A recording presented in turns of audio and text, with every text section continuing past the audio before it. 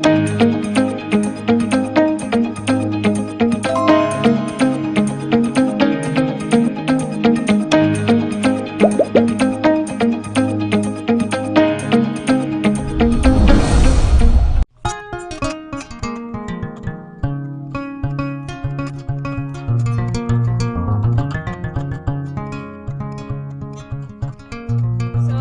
to enter the Lagos Hope. I'm going to be reliving my childhood memories. I did this when I was, I think, 7-8 years, which was long time ago. So when I heard I was in Ghana, like, nah, I have to visit this place. So I'm currently here. You can see a lot of kids around, and it's a very long queue. I came here around 10:30 and it's like 12 now, and we are about to enter. So yeah, I came here with Laurie Lawson. You all know Laurie Lawson. I'm sure you're all tired of seeing her on my channel. So we're everywhere together. Yeah, so we paid 8 cedis each for the.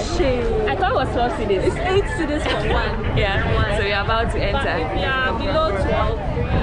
Yeah, come with the kids.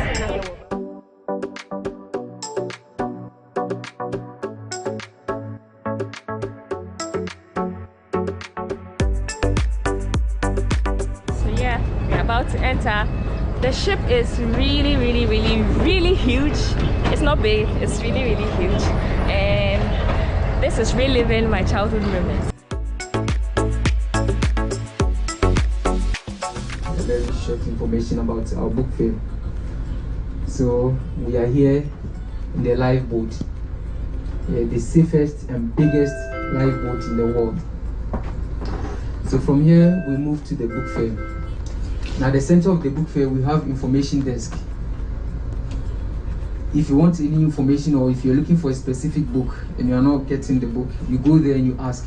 They will assist you. From here, we come to the cash desk. Over here, any item that you picked from the book fair, you go there and then you pay your money. From here, we come to the discount items. Over there, we have Lagos Hope bags like this.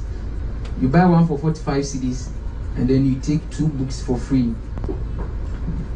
From here we come to the journey of life. Here we have 9 stories there. You have the power, or you have the opportunity to watch and listen to the stories that we have there. From here we come to the International Cafe. You can buy some popcorn, ice cream.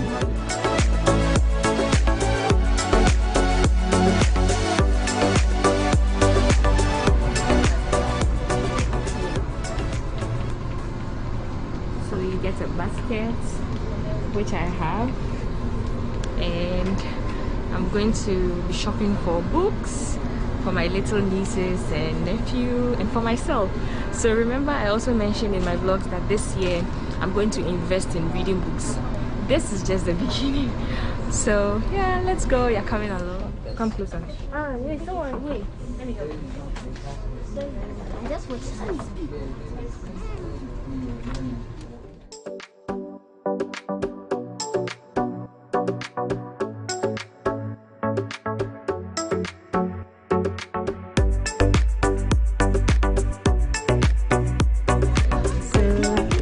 This, and I'm really interested just because it shows all the country and it has stickers. So once I'm able to visit a country, I will stick this on my maybe my vision board or something. So yeah, I'm getting this because of that.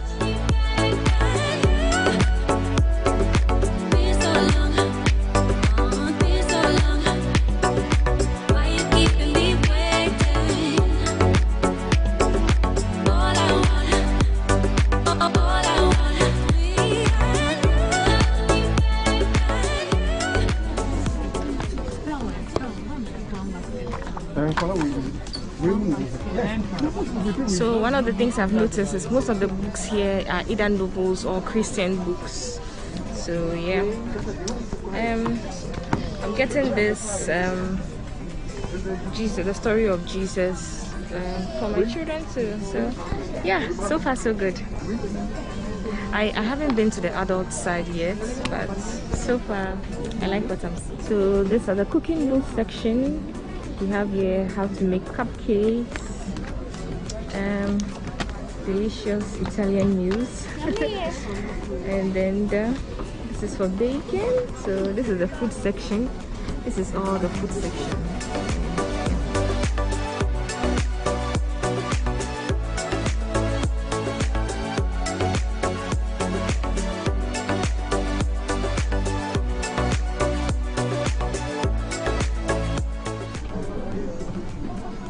So well, my friends know I've always been telling them how much I wish to have boys, so I'm buying this book for myself because yeah, this is how it looks like, and it talks about bringing up boys and raising children, and so yeah, this is what I'm getting for myself. This is what caught my attention. Yeah, I'm getting this.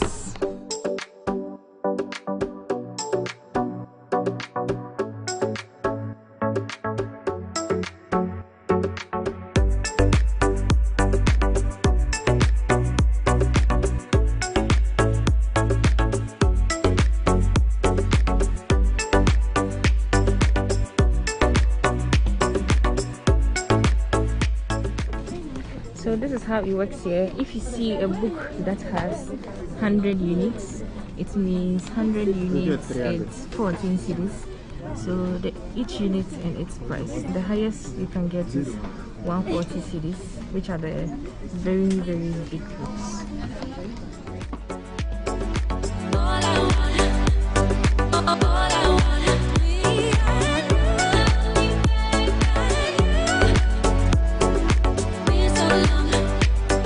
They have the Holy Bible. This is also the bigger one. Holy Bible. Have you found a book yet? Me? I'm just enjoying the books here. But we are looking for travel related. Yeah, that's books. what I am looking for. She's going everywhere. No, because I'm concentrating more on the kids because there are a lot of kids book here. Oh, yes. Yeah, than Mother even the of all. adults. Yeah, mother of all.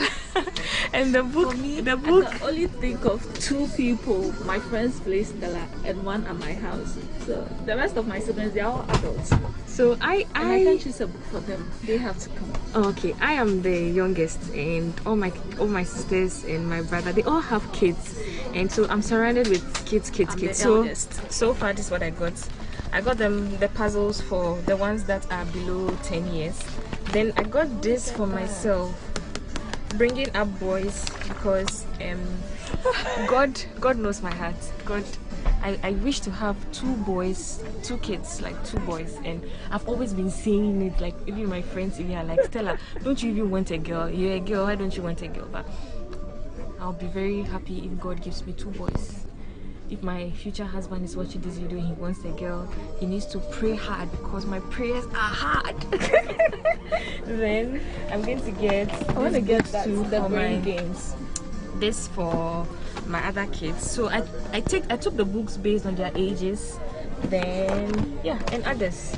Then the sticker, the travel sticker, yeah, which I showed you all earlier. So I'm actually super excited. I hope by the time you are watching this video you come here. If not, next year they're going to be here. They're going to be here in January, February, every year. So yeah, next year you can come around with your children, especially if you have kids. Come with them.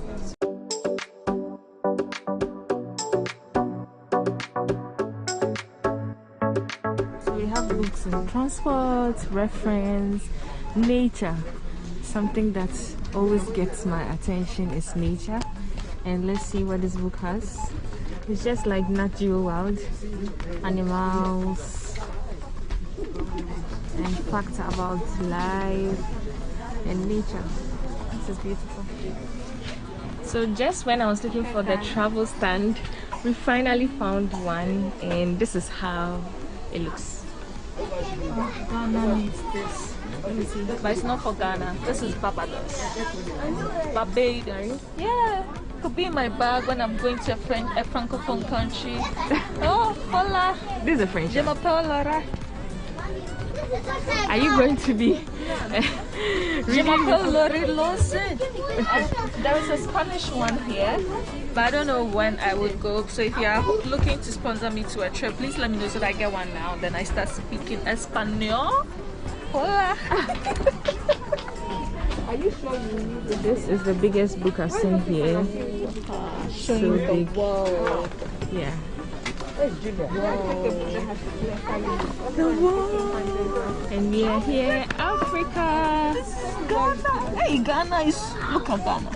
Let's see the next page. Okay, no, I think a page before here. And Africa, and of course, this is Ghana. So this is the map of Ghana, and I have visited every region in Ghana, and I'm so proud, and I can't wait to visit every country in the world. I can't wait to really visit every country in the world, at least before I die. So yeah, it's so exciting seeing this. So this is the end section here. When you buy a bag of 25 cedis, you are in 45 cedis. You are entitled to take 2 books, but most of the books here are educational books like this.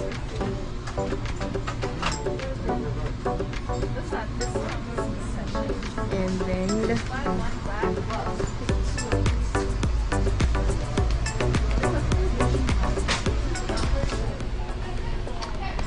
well, I think it's good. It's a cool deal, but they're not the kind of books I wanted, so yeah.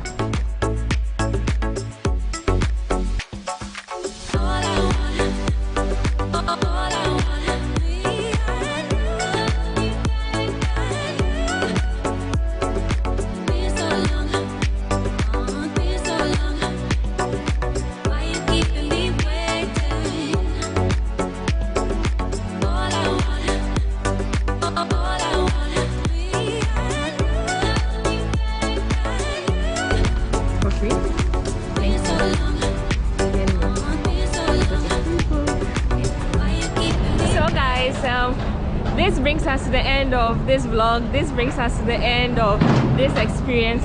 I did this when I was like 8-9 years old, and I came back here to see the Lagos Hope, which is a very popular thing. They come every year and they visit almost every West African country. So it's been fun. I got some books for myself, my nephews, my mom, everyone will have a fair share of the books, and the books are very affordable. So yeah, whenever you are around at this time between January to the end of February, please come along with your kids. This is how the ship looks like, and so far it has been fun. I hope you enjoyed watching this video as much as I enjoyed documenting my entire experience at the Lagos Hope. Lagos Hope is a cruise ship that comes to Africa every year with amazing books for sale, Christian books, parenting books, cooking books, all kinds of books. So yeah, until next time on my next video, I want to say thank you all. I wish I can blow you kisses, but let's see. Mwah.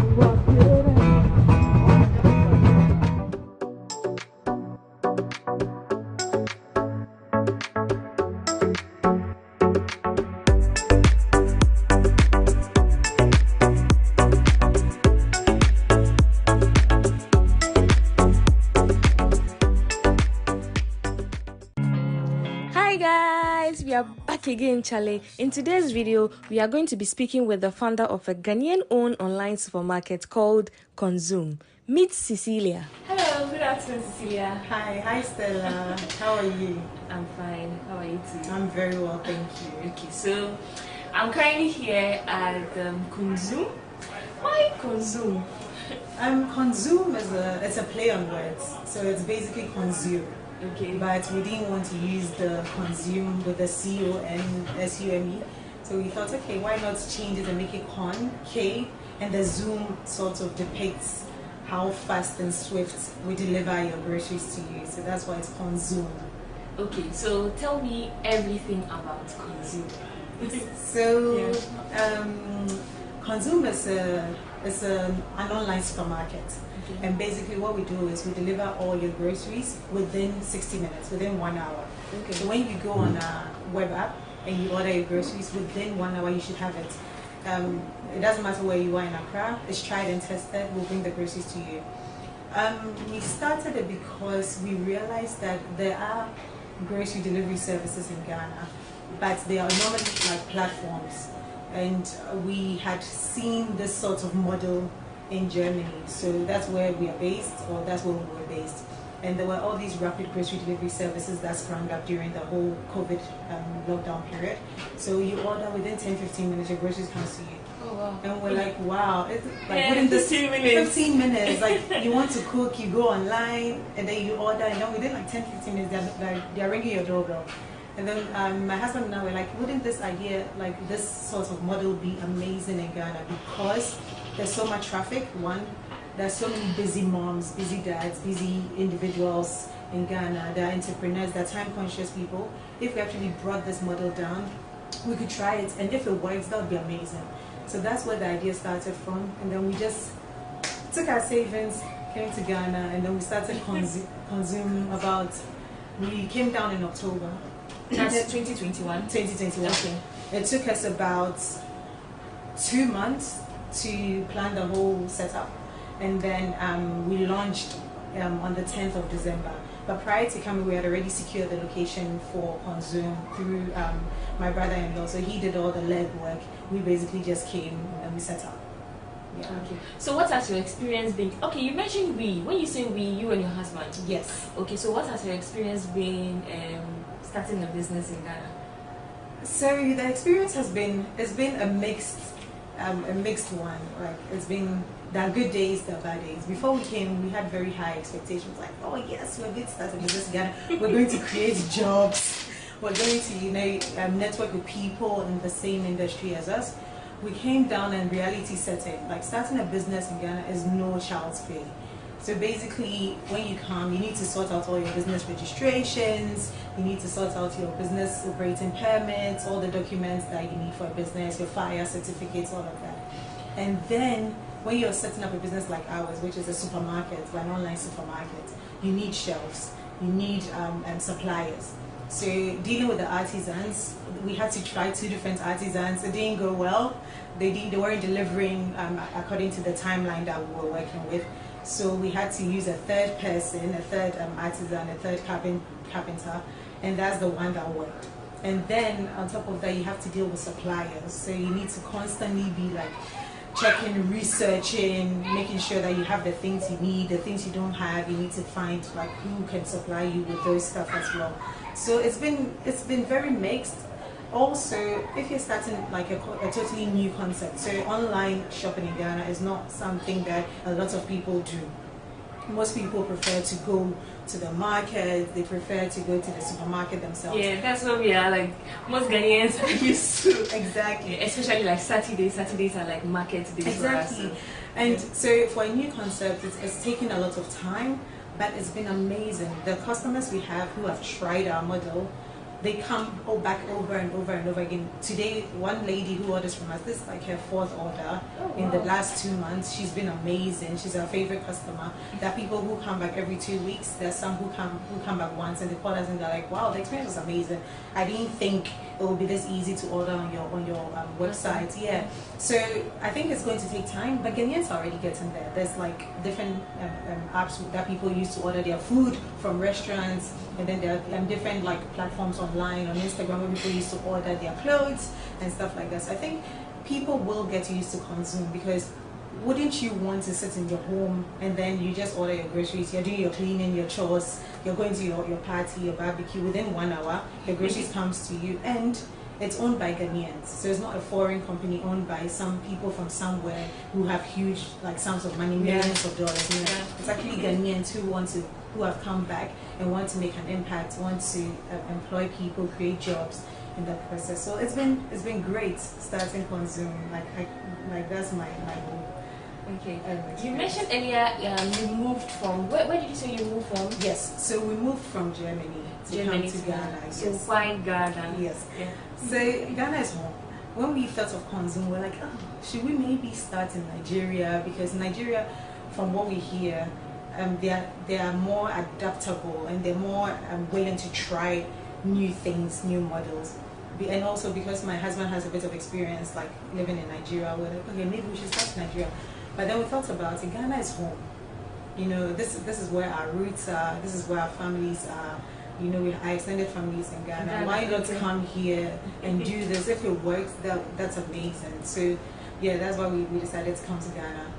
And we didn't want to do Consume or start Consume in Germany. We actually thought of it as well because there were so many businesses that started this model first In Germany. So Okay. like there's Gorillas, there's Flink, there's Getir, there's in the US they have like Postmates, DoorDash.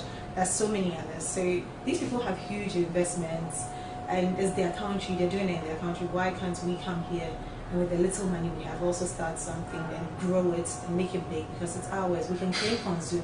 Like any Ghanaian will go anywhere and say, "Oh, Consume is owned by Ghanaians. Like it's ours." Yeah. You know, it's not owned by foreigners. So Zia, tell us a little bit about your background before moving to Ghana. Yes. So I was born in Ghana. I grew up in Ghana. I always say I'm a Kokomlemle girl. I don't know if you know Kokomlemle.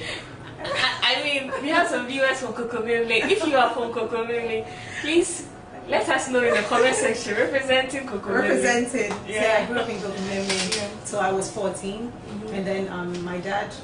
So my dad had lived in Germany since I was 2. And he would occasionally, like once a year, calm down. And when I was 14, he came and then took us to Germany. And then I went to high school there. After high school, I went to university in the UK. And then after my bachelor's, I studied social sciences in the UK at the University of Kent, representing. And then after my bachelor's, I went back to Germany and did international human rights law and humanitarian law. At the Frankfurt Oder University in Viadrina. So I did my master's, and then after I was like, I'm one of those people I've always wanted to live in Ghana. Okay. So even when my dad came and wanted to take us, I was so disappointed because my dream school was Wesley Girls High School. So when I was studying so hard, I was like, I'm going to get Wesley Girls, everything's going to work out. And then my dad was like, oh, you're going to Germany. I was like, I was so devastated. I didn't want to go. I wanted to stay in Ghana, go to Wesley Girls Senior High School, go to University of Ghana. I had like everything like planned out for myself. But then your parents decide when you're 14 what you should do. So we went to Germany, and I always said to myself, after university, I'll move back to Ghana and work. So right after my master's, I secured a job here in Ghana with a company, an international company. They do consultancy for international organizations, and they do advisory services as well. So I came to Ghana as a program associate. We did a few research, monitoring and evaluation work. Went to Liberia at some point to help with the projects there as well.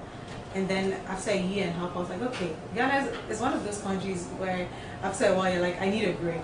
So after a year and a half, I was like, okay, let me just go back. And also, like Ghana, it tends to be quite expensive. You know, like if you're used to a certain type of lifestyle, you come in like, oh yes, I'm going to this restaurant. The food is amazing, so you keep like, I'm going to this beach today, I'm going to that resort tomorrow. Yeah. Before you know it, you're broke. So after I used up all my savings, I was like, I'm going back. Maybe the best option for me is to go back, work, save up a bit of money, and come back. So that was the time I met my husband as well. We got married, moved to Germany, and then we saved up. I worked with a tech company called Ecosia. It's a search engine, but they plant trees with the revenue and the profits they make. So they plant trees around the world. So I went and I worked with Ecosia for a year and a half, and then after we decided to come down. Yeah. Would you say you made a good choice starting a business in Ghana? I'd say so. I'd say yes.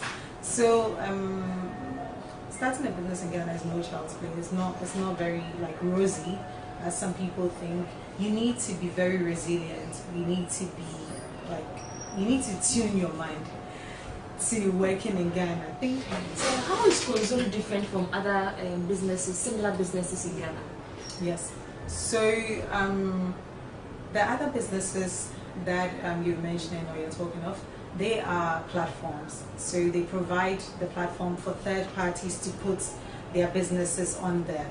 So if it's a restaurant app, then the different restaurants put their restaurants and their menus on the platform. So it's basically just a platform they provide for you. They provide the whole technical support, and then you as a business put your things on there, and then they charge you a commission. That's how it works.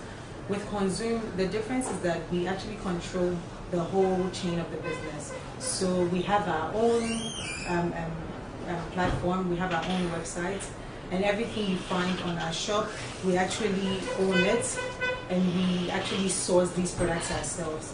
Also, we have a dashboard here in the store where when an order comes in, it comes straight to the dashboard, and then we quickly put together everything that you order, and then we deliver it to you. Another part of, one of the most important parts of our business is the Rider app. My husband is a software engineer, so he was able to build the Rider app. So the riders get the notification once an order comes through, and then they come here to the facility center, pick up the order and deliver it. So we control everything. Do you also outsource the riders, or they are your riders? No, so these riders are actually our riders. So we have them here, we employ them, and then they work for us. So we don't outsource the delivery aspect of it, because once we say we want to deliver within 60 minutes. If we outsource it, we won't be able to control that aspect of the business, and it's going to go against us and what we stand for. So we actually employ the riders, and then they are here in this building with us. When an order comes in, they pick it up, and then they deliver. So yeah, Consume is different in that aspect, because we control the whole chain, and it's our business. Anything you find on our website, we have it in house. So we just pack it here for you. You're not going to wait for us to go running around town to look for the products. We actually have them in house, and then we deliver to you. So you said a lot. So what do you have to say to anyone watching this video, and why should one purchase from Consume? So I'd say if you want to start a business in Ghana and you live in the diaspora, you should definitely come and start. But there are a few things you probably need to take into consideration. So you need to do your research very well about the industry you're coming to set up your business in. You need to also connect with people in the same industry, network as much as possible. And before you come, even sort of try to source where you're going to get your products, if you're going to be selling things like ours, and that sort of thing. And people should, most importantly, purchase from Consume, because one, it's Ghanaian owned. Yeah, so it's not very important. Very importantly, it's not foreign owned. There's not some investors who have come in with big money to set up a business. It's Ghanaian owned. Two, we believe in this brand so much, and we see what the bigger picture is for Consume. So for us, if you support us, you're supporting the employees that we hire as well. So you're helping us put food on their tables and food on their tables for their families as well. And also, because we have the most competitive price on the market, if you check out our website, our prices compared to other popular franchises or supermarket chains are like way cheaper, sometimes 10 to 15, 20% cheaper than other shops. And the most important thing for us as a business is sustainability. So we don't use plastic to package our orders like some supermarkets do. We use eco-friendly, reusable bags. So if you're supporting Consume, know that your package or your order is not going to come in a plastic bag. You go to supermarkets in Ghana, sometimes for 4 items, they give you 4 different plastic bags. We don't do that. So we use reusable bags here in the shop. And yeah, we're amazing, and the future is bright for Consume, so you should check us out. So if you're watching this video, you've heard from Cecilia and from Consume, and this is a good reason why you should purchase from them. I'm going to purchase my next products from Consume. Yeah. Check But us out. I mean, if you're not on Instagram, you should follow me on Instagram. I'll share my experience when I do on Instagram. So, and thank you so much for having me. Thank you so much for sharing your story with us and your business. And guys, please, after you have purchased from Consume, let me know in the comment section. I have a toffee for you. Yeah. So, is there anything you want to say to anyone watching this video? Any last words? Yes. So you can find us on Google, Consume or Consume Shop, and then in your search engine or your browser as well, it's just consume.shop. And yeah, on our socials, you can follow us at Consume Shop. Yeah. Okay. So thank you so much for watching this video. I hope you enjoyed the interview with Cecilia. What's her full name? Cecilia Nana Monua Crenso, but now I'm married, so I feel too. Okay, so you heard from her. Thank you so much for watching this video. Until next time, on my next video on my channel, we blow kisses. So, mwah.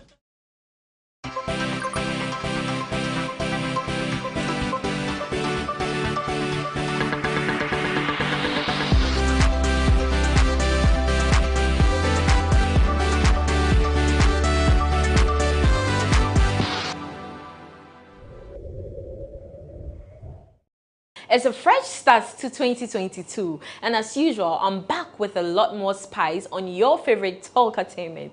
Yes, on this episode, we'll find out how medicine married arts and entertainment. Yes, so I know I'm getting you confused, but when we come back, we'll find out more about what I'm talking about. This is yours truly, Elsie Lamar, and you are watching Talkatainment on GhanaWeb TV. Don't go away. And we are back from that quick breather. As usual, this show is proudly brought to you by Cheesy Pizza. Cheesy Pizza has all you want from juices, smoothies, jollof, fried rice, spaghetti, and meatballs. We have great deals for you all week round. Cheesy Pizza gives you the McCheesy combo every Monday and Thursday. With only 49 cedis, you get one small pizza, fries, and chicken. One Coca-Cola drink at all Cheesy Pizza branches. Tuesdays are Super Tuesdays at all Cheesy Pizza branches.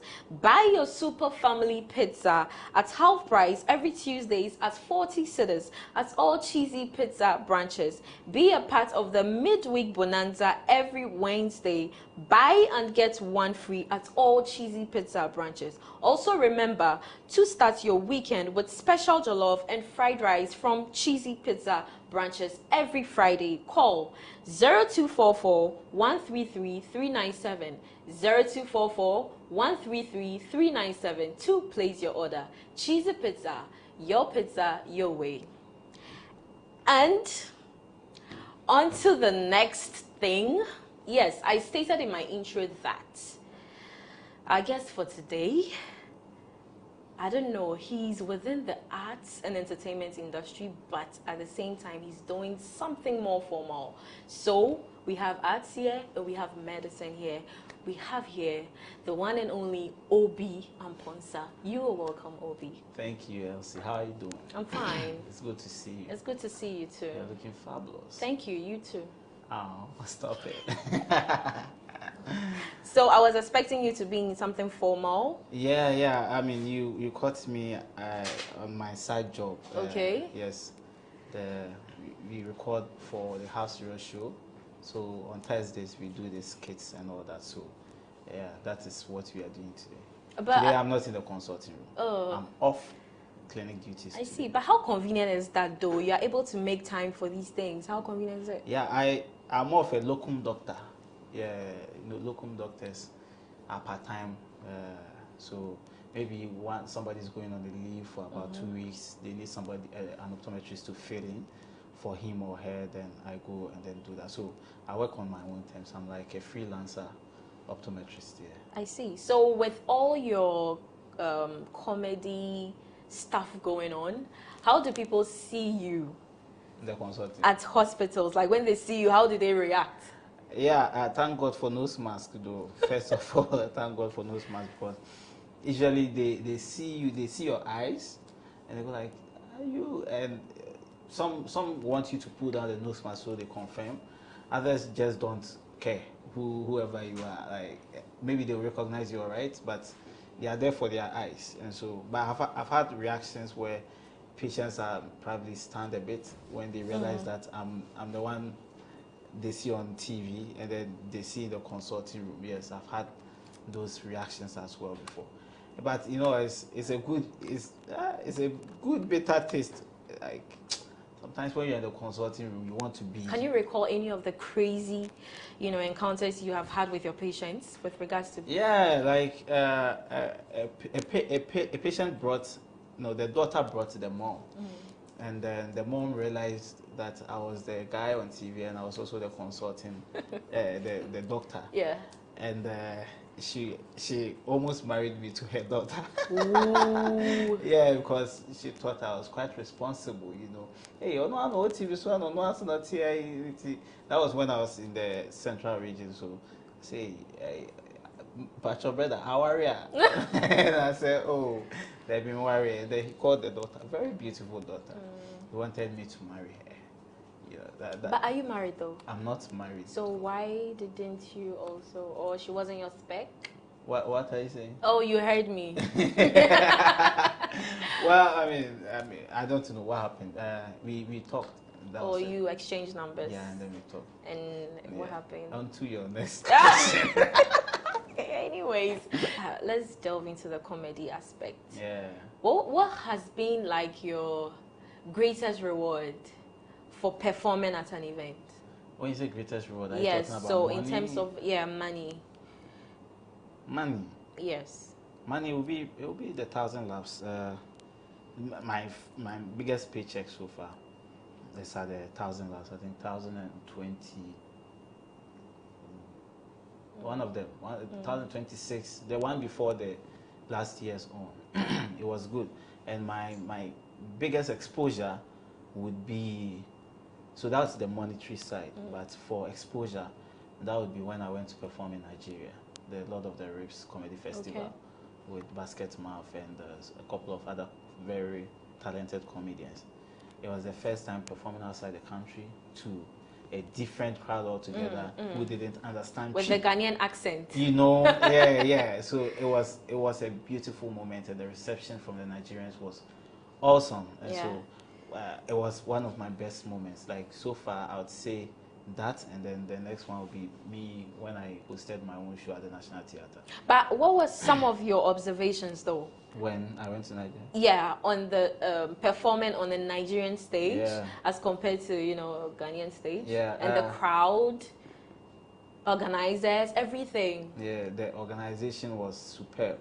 I was given a 5-star treatment when I landed in Nigeria. Apart from the immigration trying to find something from me, which is everywhere. Like, so, and then I was picked up from the airport to the island. Is it What's the name of the island? Victoria Island. Yes, and then I checked into my hotel at beautiful Eco Suites. Eco Suites. Eco Suites or like, is it suite or suite?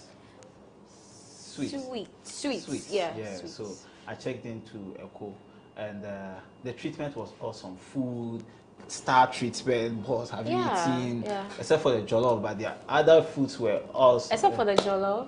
Yeah, the jollof there. It's Nigeria jollof and Koyo. But Ghana jollof, they be past Nigeria jollof. But there are other foods. Is it true it's like, it tastes like it was made with palm oil? It tastes like oblayo. Like the rice is big. That's the problem. I think the rice, the cooking and everything is okay. But the rice is local. It's the big one. And it's sticky. It doesn't remove one. So that's what makes Nigeria. That's my observation. But they are gushi, they are oporo. Oh goodness. Ogbono. My goodness. I wish I was eating some right now. Their food is awesome. So they treated me well.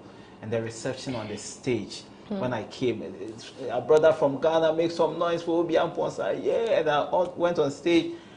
On my right were people, on my left in front of me was a big auditorium, and they laughed from the first joke to the last joke. What I realized was that they laugh at my relatable jokes. Yeah. Yes, and I tried as much as possible to do a few researches about the Nigerians. Yeah. They are footballers. Yeah. So I linked them, you know, and then there are some things that are general. Yeah, like their way of life. Yeah, makeup is done in Ghana, is done in Nigeria.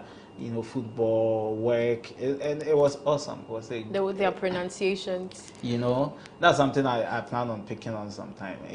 But COVID came and then we had You know, funny enough, they feel they speak better than us. Like in I terms know, of English. yeah, shut the door. Yeah, yeah. doctor.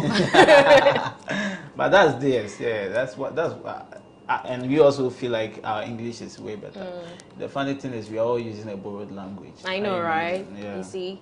So recently, okay, so with you being a comedian and all of that, you're an SDA member. Yes, I'm an SDA church member. You play instruments in your church as well? Yeah, I play the keyboard sometimes. Not like full-time keyboardist, but multi-talented. Oh, stop it. So has there been any instance where your pastor has called you aside to talk to you about everything that you're doing? Yeah. My pastor actually has done that a couple of times to put me in the right direction. What did he say? He said I should be careful. I should be careful. I don't know where you know. But I am not sure you say and my phone. Oh yes, we will be doing it, and then before you realize, you divert. No frigid. So I'm always being put in check so that I stay in the faith. So you're a church boy. Oh, I'm a church boy. I'm a choir master. I do choir rehearsals every Sunday afternoon. I'm a church choir master, district church organist at the Ebenezer SDA Church at Kaswa. What's the shortest voice training ever for choir masters? I know they have this way of training voices. Yeah, that's it. That's it. And what else? You clear your throat. You wanted the shortest one. They do something, you know. Yeah. Usually you can use a song. Okay. Like, as a favor, please sing for me the scale of si do re mi fa sol la ti do ti la so fa mi re do, something like that. Or for me, I'm quite innovative. I use Now Today. You know that song? That song helps with your breath control. Can you try it? Yeah. You see, true. So you have to wait for me to finish. True. Now today.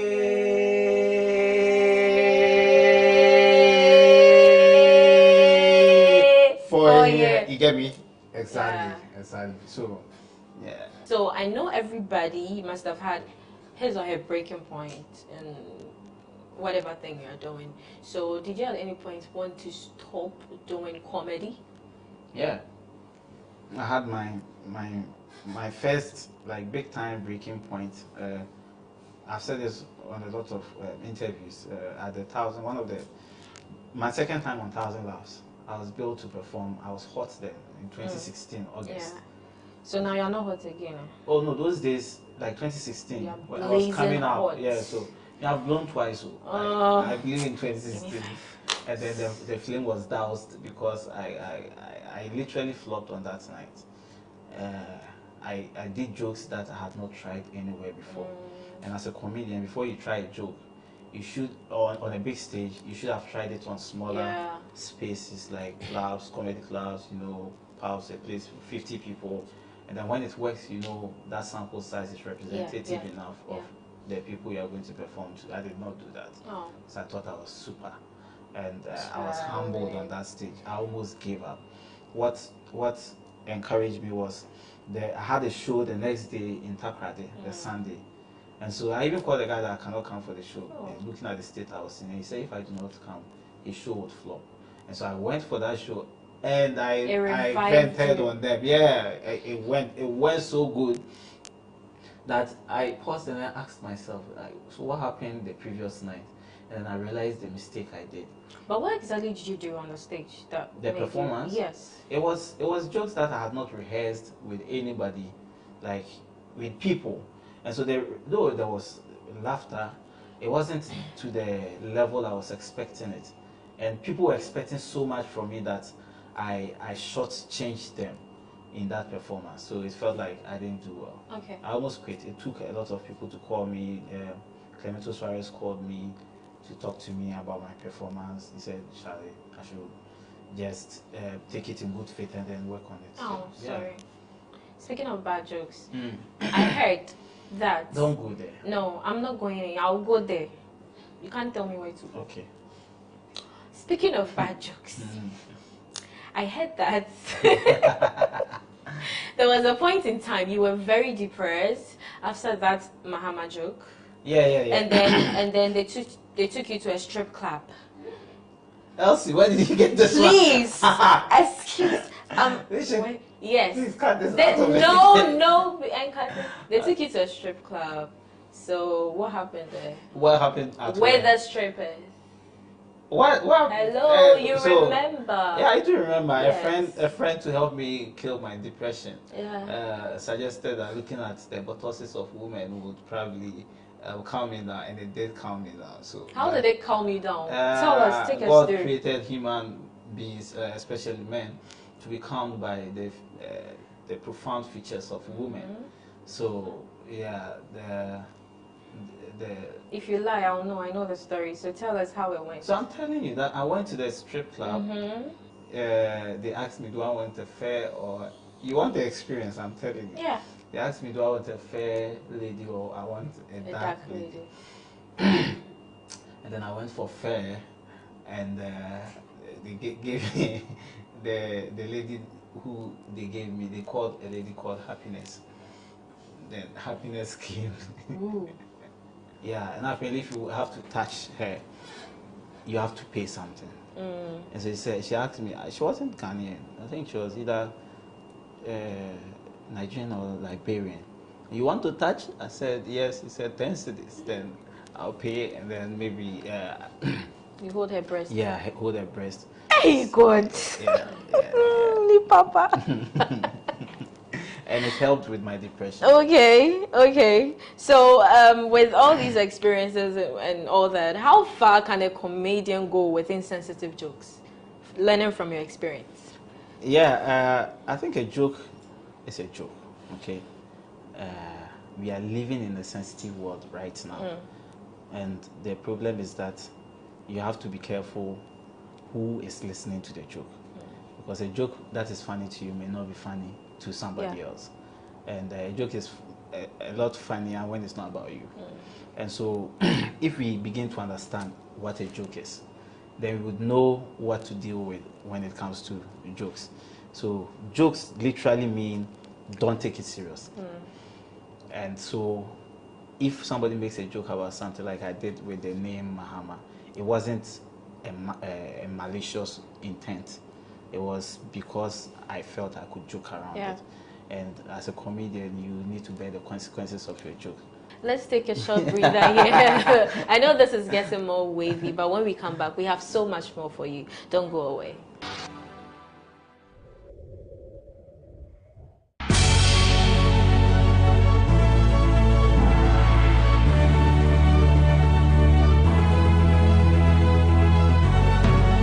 From the dawn of time, people have engaged in several businesses.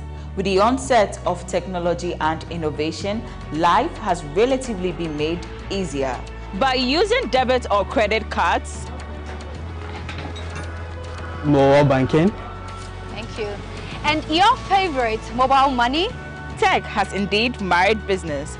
On BizTech, we spend time with faces behind known and upcoming businesses in the country. Learn more about the new technologies and innovation, as well as find out about the trending issues in the world of business. Join us as we serve you with a variety of compelling interviews, projects, and others right here on GhanaWeb TV.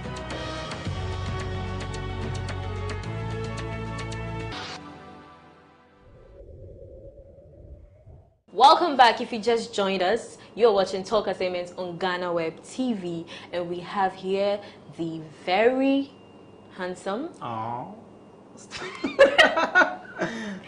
the very handsome Obi Amponsa. We're still here vibing. Yeah, we're vibing. You live at Kaswa, right? Yeah, I live at Liberia Camp.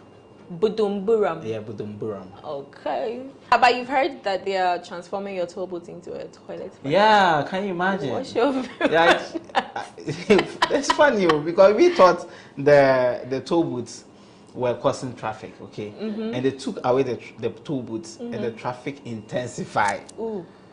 And now they want to bring washrooms on the highway. Yes.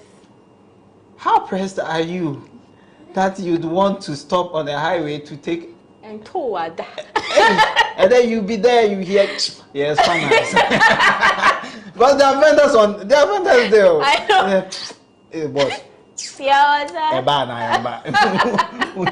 We hear driver man, but like what's happening? You know, it's crazy. You be there in the washroom and the ambulance will be passing with it. Like, I don't think they are going to implement it. I think the minister said it out of jest. He was just like, okay, let me put in, like, what came in his mind? Like, I've thought of it. Like, he saw it and like, okay, well, maybe we shouldn't take it off. Maybe we should let people pee. Because he doesn't like the fact that they go by the roadside. Obi, yes, if you like a girl so much and the girl tells you that no sex before marriage, would you still pull through or not? Yeah, I'll pull through. Hey, why? Yeah. I mean, if I like her so much, yeah, I would make that sacrifice and then get married to her quickly. So would you make that sacrifice and stay, or you would maintain a side? No, I mean, I'm a faithful guy in a relationship, so why is it Rabna Young when I said I'm a faithful guy in a relationship? Because because what? No, can we continue? No, you have anything? Yeah, no. Talk. Like, let the people No, know. like, I'm surprised. Well, okay, that's your answer though. That is fine. What have you heard about me? No, men. Men. Well, like I've told you, unless you have an answer to that question, this is my answer to you. That you stay faithful. Yes. And not even explore others. No, not at all. So what would you do? You What? masturbate? No, I don't masturbate. You've never masturbated? Is that a question part of the interview? No, like we are going somewhere. It's a follow-up. It's a follow-up. Yeah. Like I've never. Well, No, you said you don't. So I'm asking you whether you used to and you stopped. with what? Masturbation.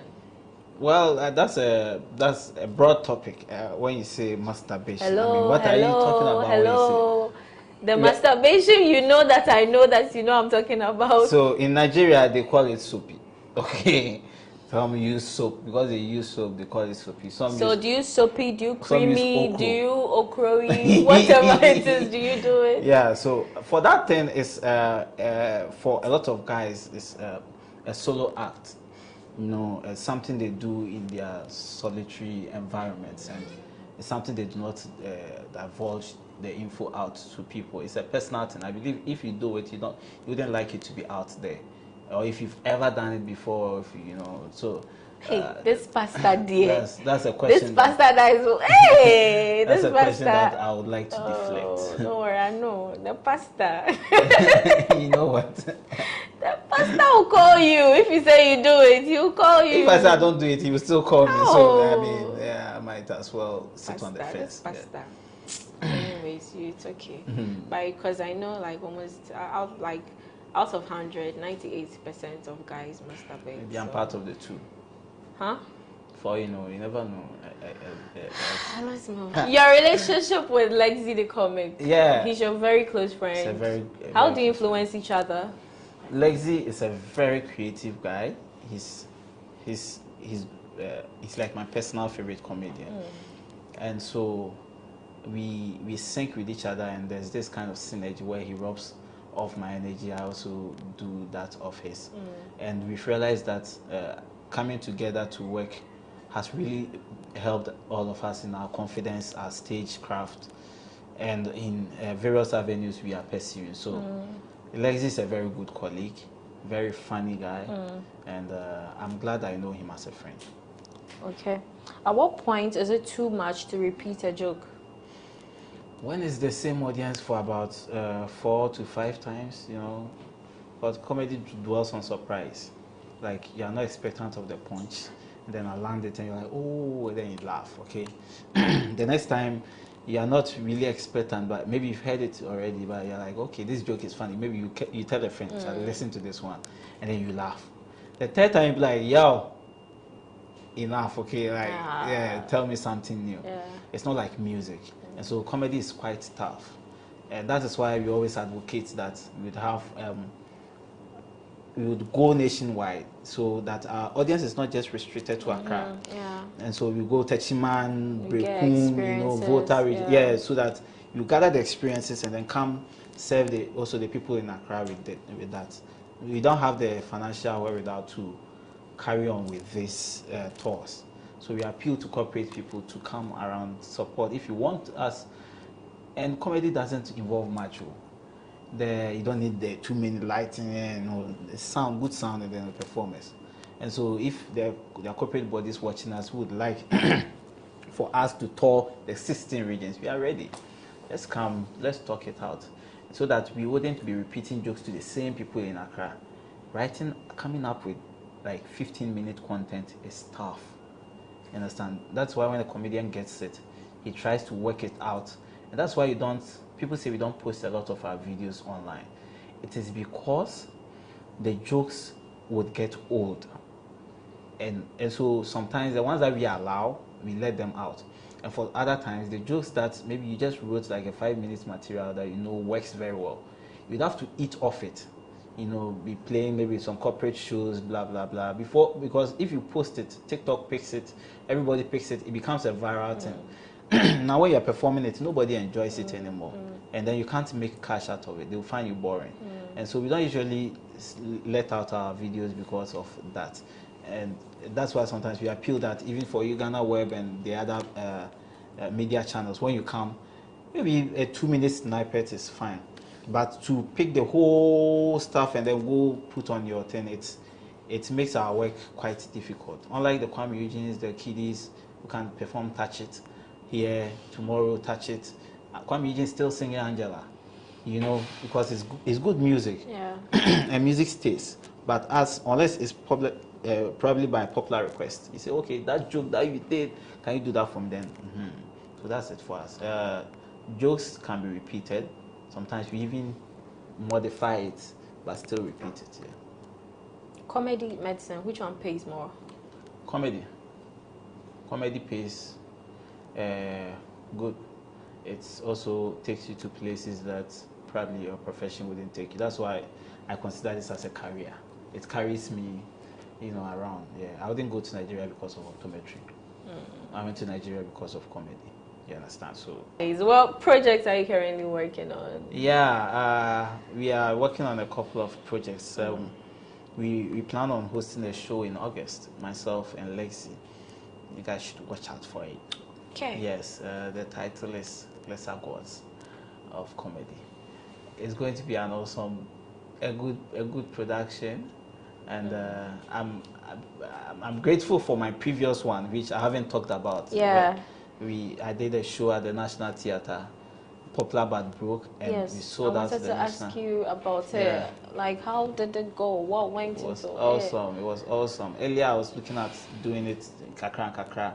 Let's sell our tickets to social media. And then I contacted one guy at 3 Music, Ricky Tennyson, and then we talked. And then he said, let's expand this vision. Let's do billboards. Let's make it big. And it's so big. It went so good that when CTFM were announcing nominees for their Entertainment Achievers Award, my show was part of Event of the Year. Aww. You can imagine, there were other shows, but I mean, if the show was that good to be featured there, then it means we did a good job. And so I'm grateful to God and my fans and everybody who supported in this project. I really appreciate it, and it's growth. Now we've sold out National Theatre. It's left for us to fill stadiums, and the dream is to do Madison Square Garden. Amen. Yeah, and by God's grace, it will come off. God's grace and dint of hard work. Amen. Receive it. Would you like to MC the event when it's when you call on me? Call on me. And I'll be there. Anyway, so your final words or your dying words? Yeah. Hello, everybody that's watched this. My name is Obian Pons. I'm a a stand-up comedian by night and an optometrist by day. And I do enjoy my job as a comedian and as an optometrist as well. For all of you following me because of my comedy, I love you guys. I promise to continue working hard and continue to Cheesy Pizza branches. Also remember to start your weekend with special jollof.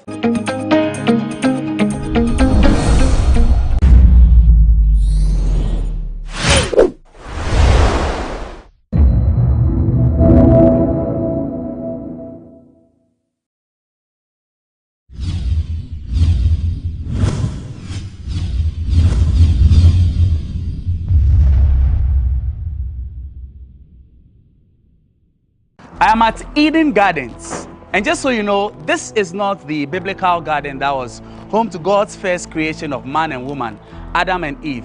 But right here in Accra, we are presented with a close opportunity to what it felt like to be in such a garden.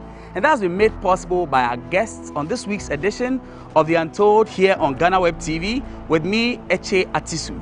Mrs. Alberta Ekusika Ado is the owner of Eden Gardens, and the interesting thing about her story is that this woman speaks to plants. You want to find out more? Come along with us.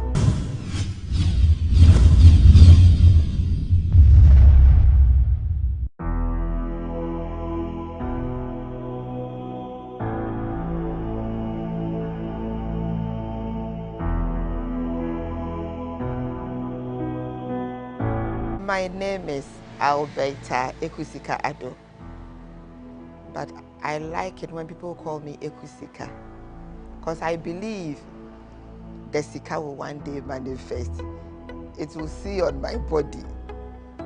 Yeah, so I was born on the 8th of March 1970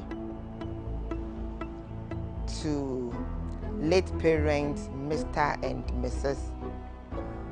Amwa Brown of blessed memory.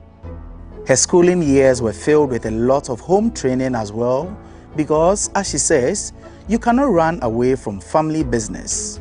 My mom was a caterer,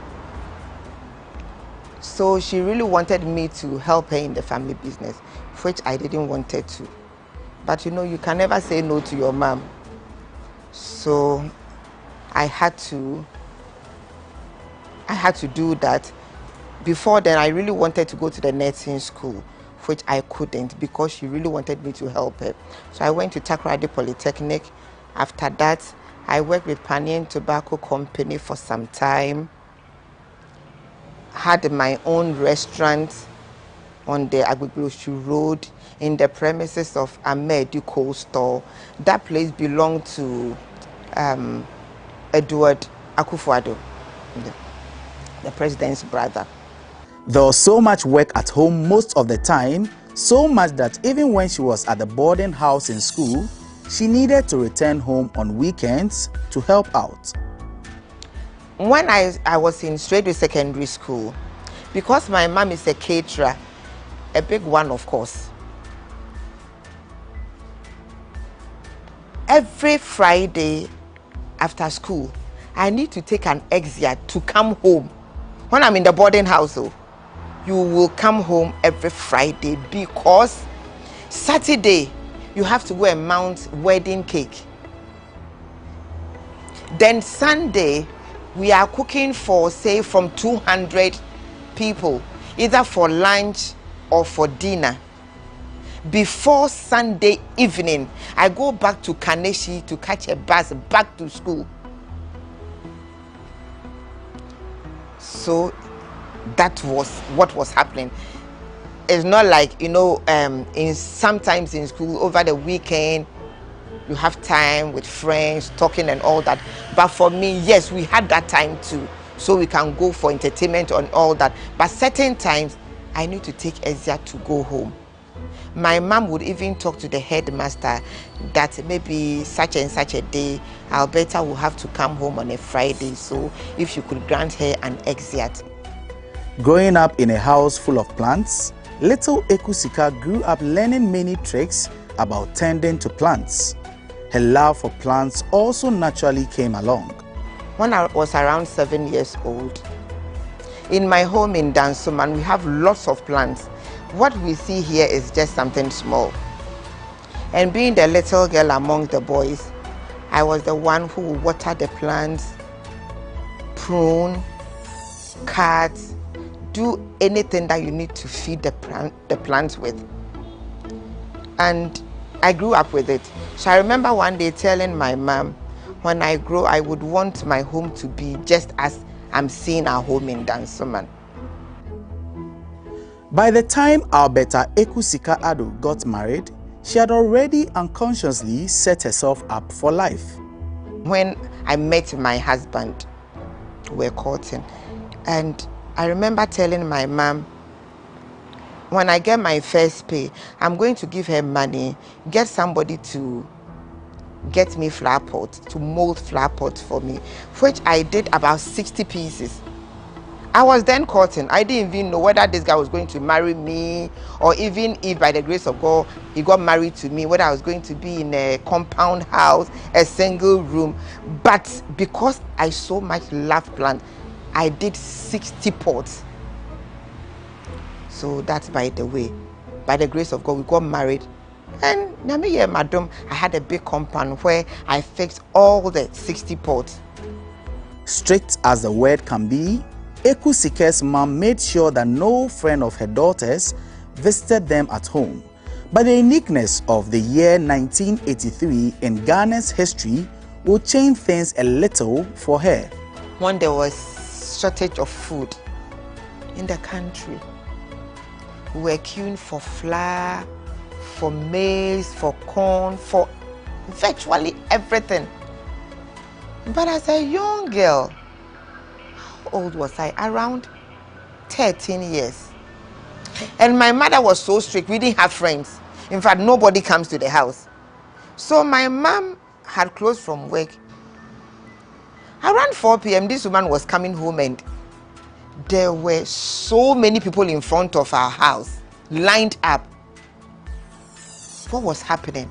This young Ekusika, 13-year-old girl, I don't know what came into me, but I think from the very tender age, it's been me and the Holy Spirit. I got a little, mommy brought sorghum. Yeah, we had a little sorghum, we had flour. I combined both, made some rock bands and scones, baked about 100 or so pieces, and I decided to sell because there was no food anywhere. So I placed this in front of the gate, and people started coming. I was selling, they were buying, I was happy, all smiling. Kids will come, parents will come, fathers, they were just buying. So when my mom got to the gate, she was like, what is happening here? You could tell from her face, she was angry, what is happening? But when she saw what I was doing, she was so happy. And I don't even know whether she carried me, because she was like, hey, Ekusika, badjuni no be with him. Wana no ma odama adwene. Erade nhyiraw. De ama enkofo ediban ma weedi. Inya eyi wo babyia. And I was so happy. I was so fulfilled because I was able to put food on the table. Unlike a foretaste of what her future would look like, Ekusika grew up with a passion that birthed the idea of passion for mother and child. The Lord inspired me to gather teenage mothers, the privileged, feed them, give them a vocation. And I'm like, na me sikahi na me wa me ba be teenage mothers and all these things. But before then, I was doing that on my own. I could go to town and I see people, I feel the need to give them money or ask them, come home, I have order on such a day, come help me and you get food to eat. I was doing that until one day I was going to the laundry. I'd parked by the roadside, crossed, took the clothes to the laundry. On my way home, I was listening to 88.7. So I came back, started the car, and All I heard was, "You don't need any confirmation. I am your confirmation." I looked down, I was scared. So came out of the car, stood beside my car and was like, what is this? "For how long will you stand out?" I went back into the car and then came home. It had to take more than a confirmation for her to know that this was indeed something God wanted her to do. Another time, I was home watching Benny Hinn on telly, and a voice said, "Change the channel." Which I looked around, there was nobody. So I was now working under instruction. I changed the channel. It kept saying, "Change it." I kept changing till I got to Metro TV. It was around 11:30 or so a.m. And I heard Amanya Neba, a young girl of 19, being abused, blah, blah, blah, blah, with a child. And the voice says, "Go for her." I'm like, "Go for who? This is TV. How will I even do that?" Says, "Go for her. Call and tell them you are interested in the story." I said, "Yes, boss. But then how do I get the number of Metro TV?" I called my son. He got me the number of Metro TV. Immediately I called. I was connected to the newsroom. And I told them I was interested in the story. They took my number, and within a space of less than an hour or so, I saw myself on telly being interviewed. So we agreed in about 3 days' time, they would take me to where the lady is, somewhere in Aboso, around Kaneshi. So we went, and that was also a big news on Metro TV. With the help of a number of other professionals, Ekusika got these young girls together and started training them in vocational skills. There was this voice that told me, "Drive to Teshinungwa." So I went out. As I was on the Grader Estate, I took a left turn. Then I saw house for rent. I drove in there, spoke to the guys, and it was just a smooth deal. I took the place, started with a few girls I had, the one from Metro News, and a few people, and by word of mouth, people who came to hear, people who saw what happened on Metro TV, started bringing people. So I trained them in catering because I'm a caterer. I got people who were fashion designers and hairdressers. So we started at Teshi First Junction, opposite the Electoral Commission, for over 7 years. And after that, I went to Gempa to do some NGO courses, management courses, so I could manage the NGO well. It won't be like you are just doing it anyhow. You have to manage things properly. You have to do it and do it well. So I went to Gempa, did few courses. I've been there for three occasions. NGO management. I've forgotten the courses, but I did all that, which I have all the certificates there, so that it won't be like you've gathered girls and then giving them home training. No, not just home training. There has to be a book knowledge as well. You have to learn and learn well so that you know what you are doing. Learning advocacy and several of those things. Yes. When COVID-19 hit in 2020, like many businesses, things with passion for mother and child also took a little dip, but it was also another great breakthrough for her. On the 14th of March 2020, there was a lockdown. So we're not able to go to meet in our training center. I wasn't going anywhere. I was stuck at home. Then, like Steve Jobs once said in an interview or a speech given to one university, he said, you cannot connect things in the future, but you can connect things from your past. So I connected all these plans, all the works I've been doing since I was home. I was not going anywhere. I now got time for my plans.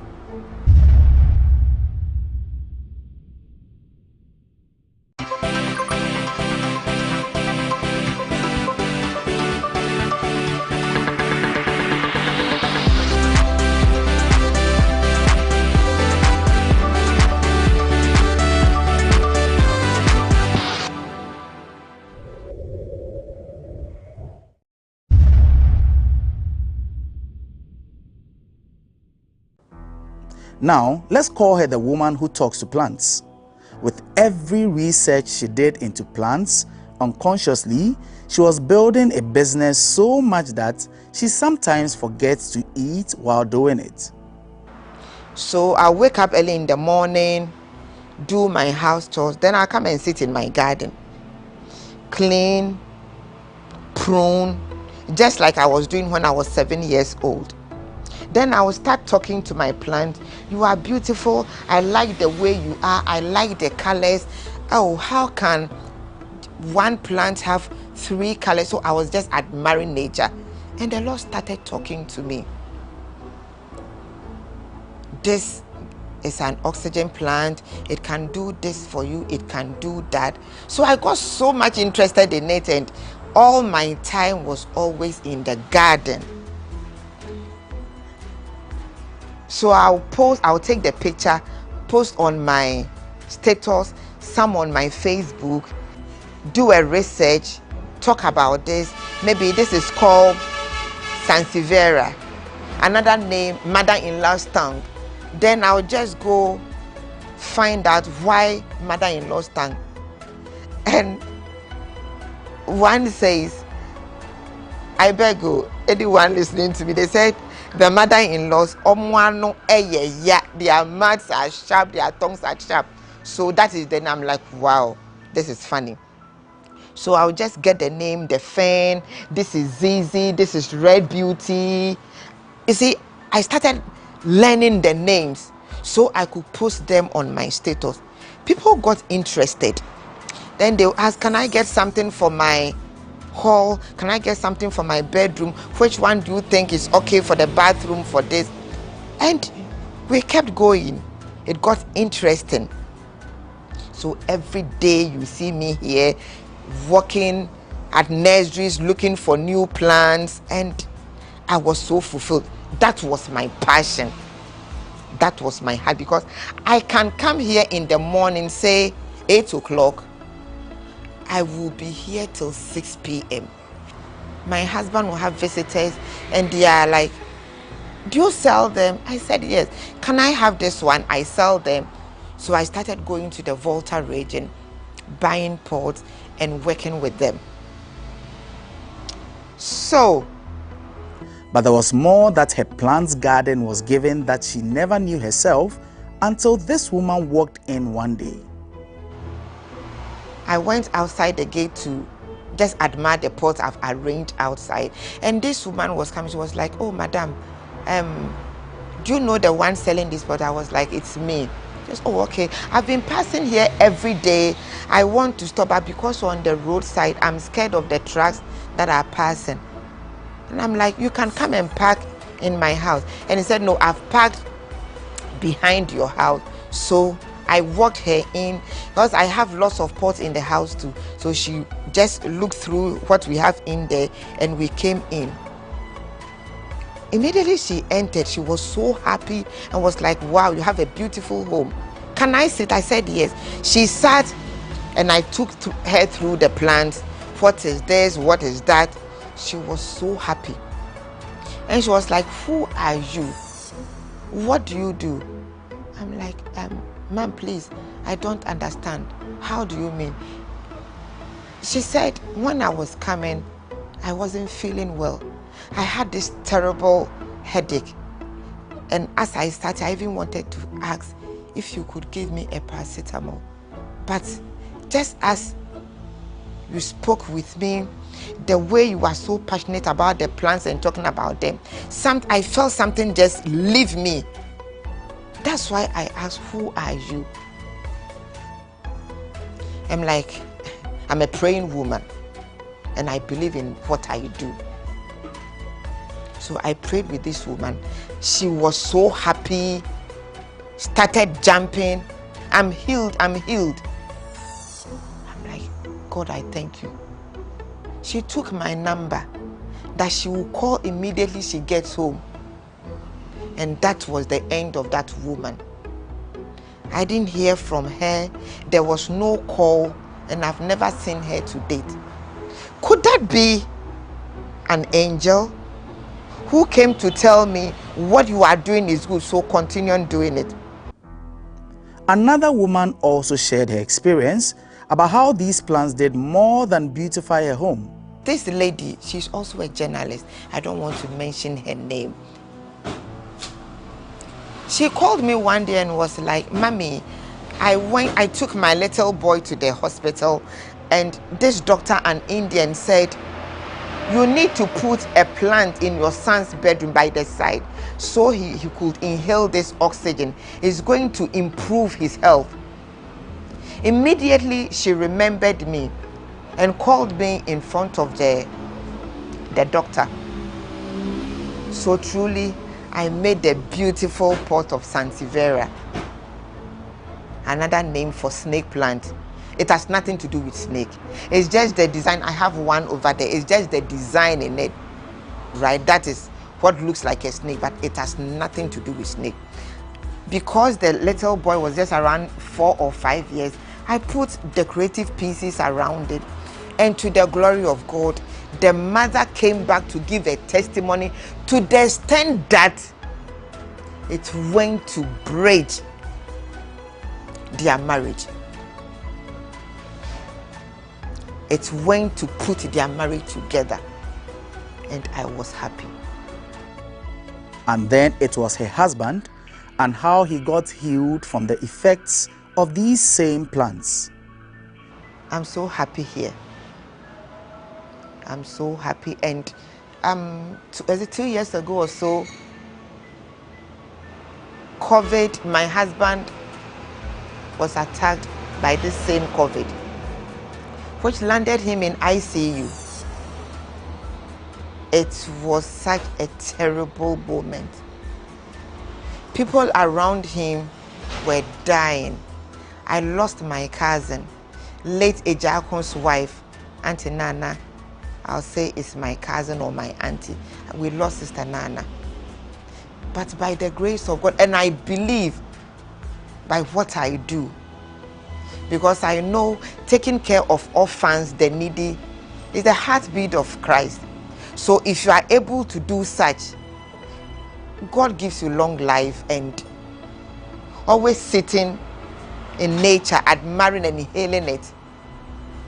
When my husband got back home from ICU, every morning, 5 a.m., he will come and sit in the garden, taking his tea, reading his book, having his meetings, all in the garden.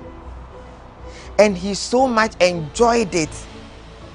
The breeze, the air that will just be going up and down all around him, just brought the healing speedily.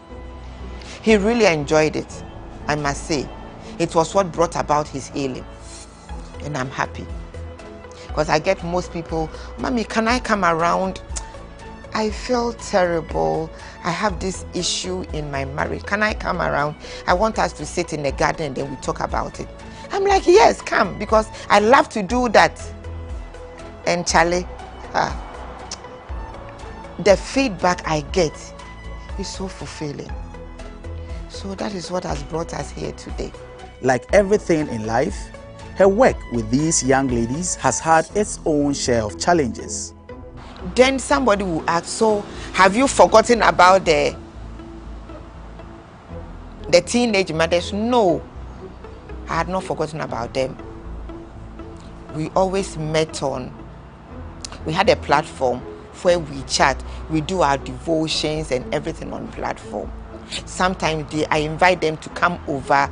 We had a chat, but one of my facilitators had a place, so all the girls are there. I visit them, we talk, we continue with the school, we continue with all the advisors. So far it's been good. In Passion for Mother and Child, when the girls come, there's no any follow-up. No parent of theirs come to say, hey, Mame, we are in Teshi, so they usually speak Ofane, Imbile Bakemiake, O Chonle ni no hame, ni, oh you are done. We don't hear things like that. No. I've never. But when you share the food and they take home, then they will call, Ofane, you are done. I said, Asida yenya media, because my gun is not very good. So you see, the same way we connected the dot from the past. What I did, that is what now I'm feeding people. And why does she talk to her plants? Ekusika tells us the story. So I continue on talking to the plants.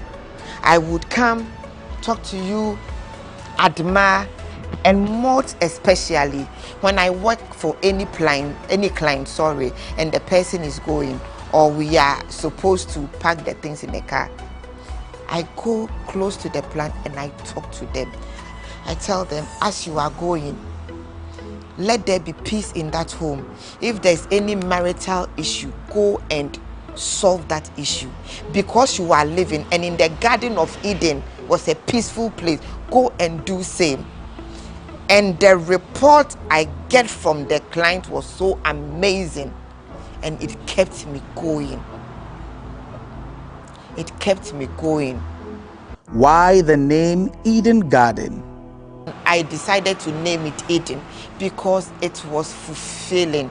I had so much fulfillment here, the passion, the joy. People will come and they give testimony. Ekusika tells us about some of the names of these plants and their significance. This is the snake plant with the botanical name Sansevieria. Sansevieria, right? So these ones, it's good for your bathroom, it's good for your living room. It can go anywhere. It serves all purpose. Have all these. These are all fern. This is monstera. If you have this in your home, why wouldn't you love nature? Why wouldn't your love for God increase? He's a wonderful God. See the wonders of his hands. See, holes in plants. It's so amazing. This is another kind of phobia. It's another kind of phobia.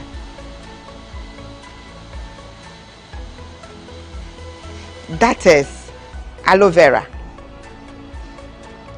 It has several uses for the hair, for face, for bangs, for smoothing your face. You won't go wrong with aloe vera. Yeah. That's ready to be delivered. Auntie, I need help, please. So this is the final work.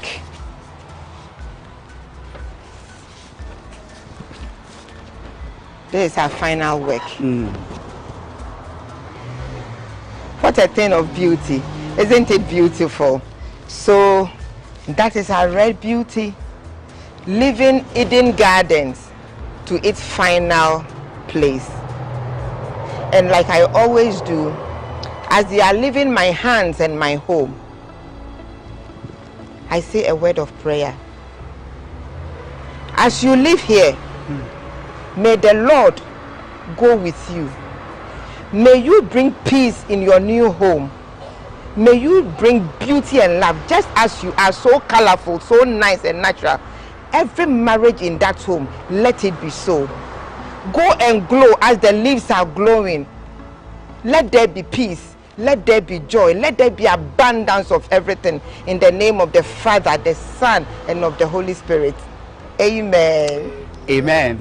And that's how we bring a wrap to this week's edition of The Untold here on GhanaWeb TV with our guest, Mrs. Alberta Ekusika Ado. Thank you once again for joining us. As always, remember, there's news for you when you log on to www.ghanaweb.com. And as always, be kind to one another.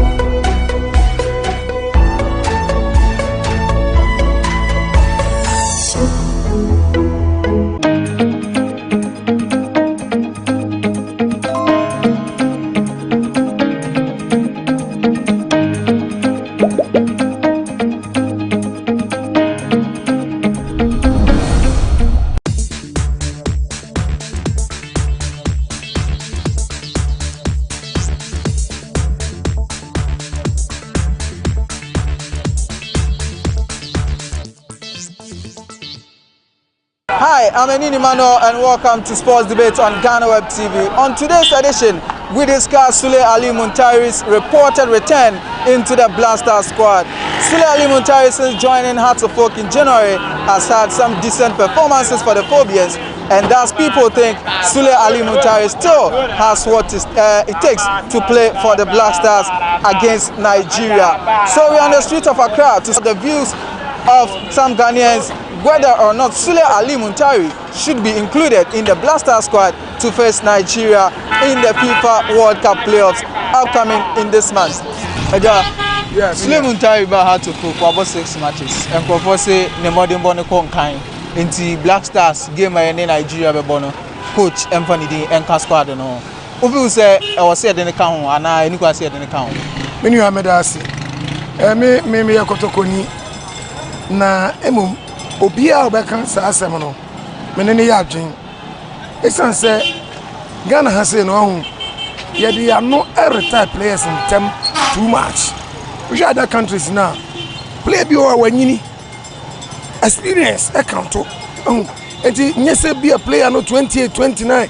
Yes, hey, or Yakokra, Yakofa young. Ebanesa inexperience no, and ma other time be at Yentimin Koyanim. As a nation, your tournament be na yatia sign. Experienced players in Umwa. Omwan gets a great team coach is our field of play, Emma Timono. So, but that's what I was saying. That's what I mean. Yakotokoni, no much Emma Mahometi. Now, so I no crab last time Yadia Sule. So, what team Nimwa, a babua, or share the rear, the passes. Any free kick out to corner near the excellent. A good set Obia or the Nigerian Babasa and Festival Blaster. Many are doing or come one a year because your team a year young, experiencing him. Well, there was experience, let's be 2, 3. I would team anymore. Even at all, what bench in the crown or no or boy as a coach. So on your coin, so now or fielder. Or control players no our field no Emma and Yema Concan to me no a good say enipa aman for the Omadre Sabeti Abba. Yeah. Okay, so he subscribed to the assertion that Sule Ali Muntari, although he is 37 years old, his experience is needed in the team because Black Stars squad is very youthful and you need such players like Sule Ali Muntari to be among the squad, be the coach on the field, either or on the bench. So he feels that although he is a Kotoko fan and they lost to Hearts of Oak, he feels Sule Ali Muntari is still needed in the Black Stars.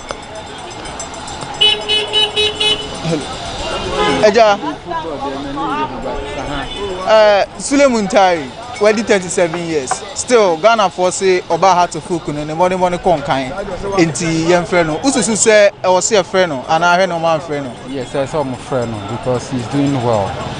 Yes, maybe a Hearts of Oak. That me say or come Black Star for him. He's good and some of them account.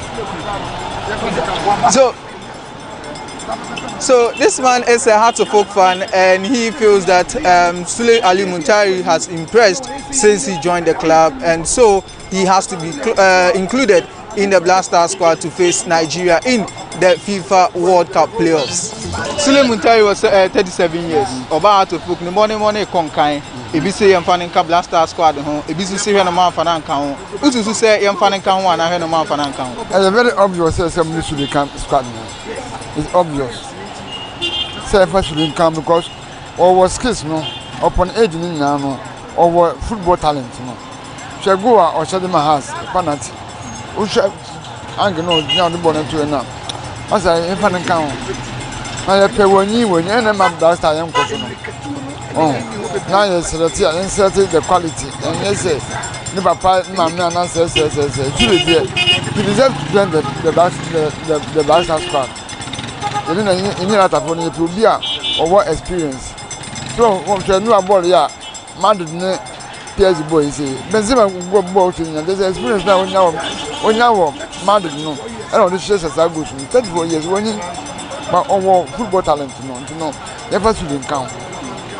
So this man believes Sule Ali Muntari still has the qualities to play for Black Stars, although he is 37 years, citing Karim Benzema as an example regarding his performance for Real Madrid against PSG, where he scored a hat-trick as 34-year-old. So he feels that Sule Ali Muntari still has the qualities to play for Black Stars, and he should be included in the squad. Over Ghana, the INC was Sule Ali Muntari. Nkofo say yemfa nka Black Stars squad ho. Ebi say wanyini dodo, yenyini film hwe na yemfa na nka ho. Money de obon ho modern enso edema Heart of Folk. O feel say o say de nka ho na hwe na yemfa na nka ho. Oh, me the mafam de aka o say de nka ho. Because o senior player. What I say. And at the Ghana, you know every type players no. I think say enye. Oh, nka de nka ho. Ka ebeboa na nkwala nso mo bom no mo so hu dia enema city o do mo de ba second half na first half na me say ne mo de be so ne betun aboa e bi no no ko betun anya former Brasta press be bra e betun afro account ya Brasta be konanim so that do be say what they say we if you asem moja ko betun abo and Kevin I'm say friend also betun to say on man so betun bo first and second half na if you say everything be big kakra so we press now this am more Brasta the main who am silos there am so if you say the next kan wa ebeboa so that Okay, this man feels that in order for the Black Stars to improve, we need experienced players in the team, and he made mention of Asamoah, Kevin Prince Boateng, and also Sule Ali Muntari. And he feels that Ghanaians are quick to retire players. So Sule Ali Muntari still has the qualities to play for the Black Stars. And Kofo Susu said Sule Ali Muntari since Simon Heart of Folk, the morning conquering team friend of Black Stars. Uzu say I was a friend, and when you need to do to no man friend. Oh, Sule experience with Mambo. When we say Samuel Tofisia or Bobo, Ghana players, and one time about now, but Sule there with Mambo Black Star with Mambo.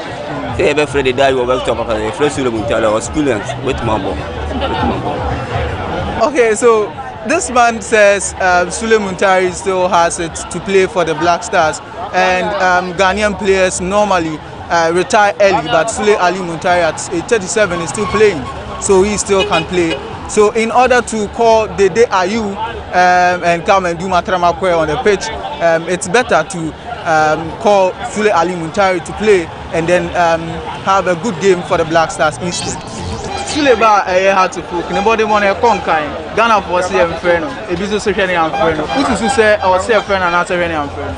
Oh yeah, we no Sule na mo no kwa no. E no we interview say Ghana for my pressure dodo. E say has na no wada. Ba obo so dey say ma mo baby. Ano tini. Ano obi won Ronaldinho ma bobo dey o Ghana Black Stars mo dey mo ye dey. Da bi e kwa yam so mo. E kwa yam so mo Black Stars. Heart of Folk na me Heart of Folk fan. And one e be so obo. Why? Je kwa yam so mo Black Stars. Okay,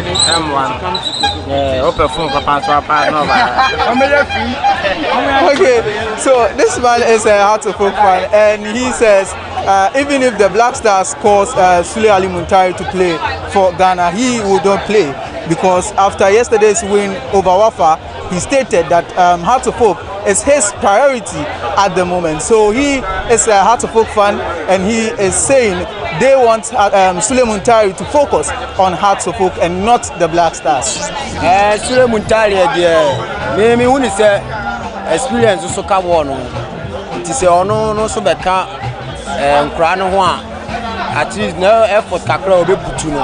Ebe sinama Black Stars akona because Sule hwe ne passes bia at least ya na eboanti Ghana se Kenya correct striker bia ne ho ahomete kakra na enya Sule a na tambia otimi the ball to o mana me woni say ebetimi ama enema sesa o Black Stars kakra ba me enka say na oba Black Stars be de no atwam obi a woni mistakes atwam timi woni say say no o hwe Sule so I say otimi say yes changes are aba say na koma no say are aba form kakra nti ye mana kwenya no ere improve because say channel de na football you know there e ba na wi nti ye mana kwenya na la chance na bi o so prove kire Ghana bia mu no ere improve na ere o fa kire Ghana ma ye ye fanye say obetima na otimi ye ade ni ye mu na ye nyina ere ye penti best thing say mo mana kwenya no ere ye boy say hwe Black Stars wo se pa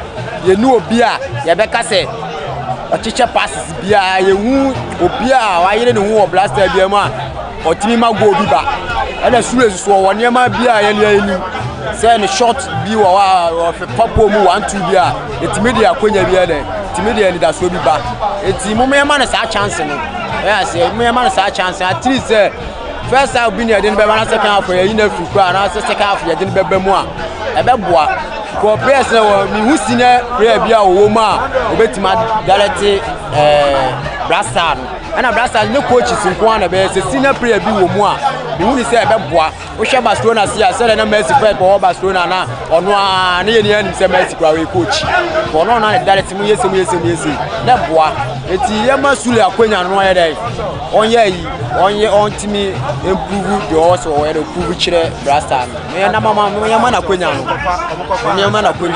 so ya se ti de metima ka.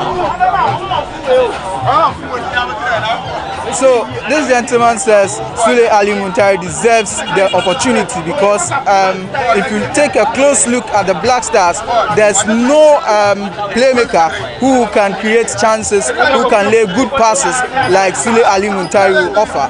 So he feels that Sule Muntari still has the qualities to play for the Black Stars, and he deserves the opportunity to play for the Black Stars. Sule Muntari was 37 years. About how to fool.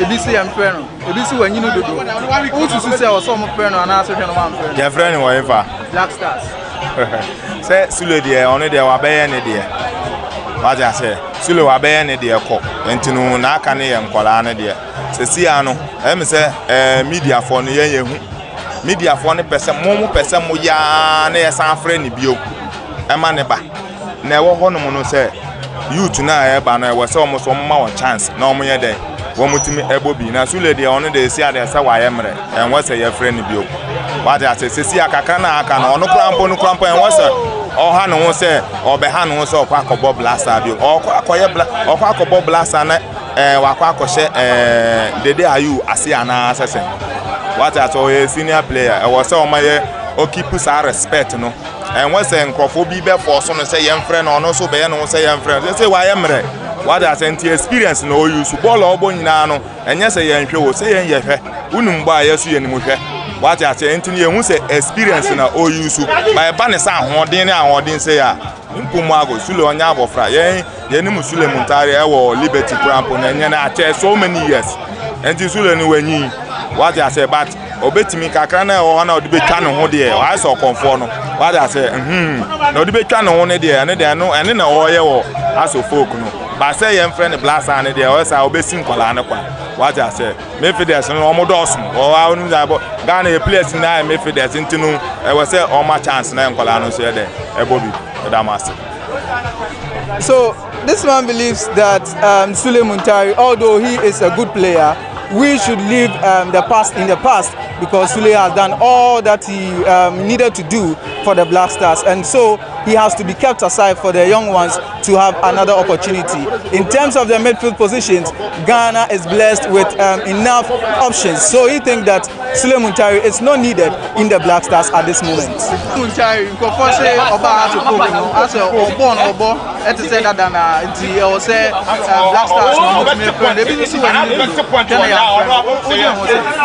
Oh, boss.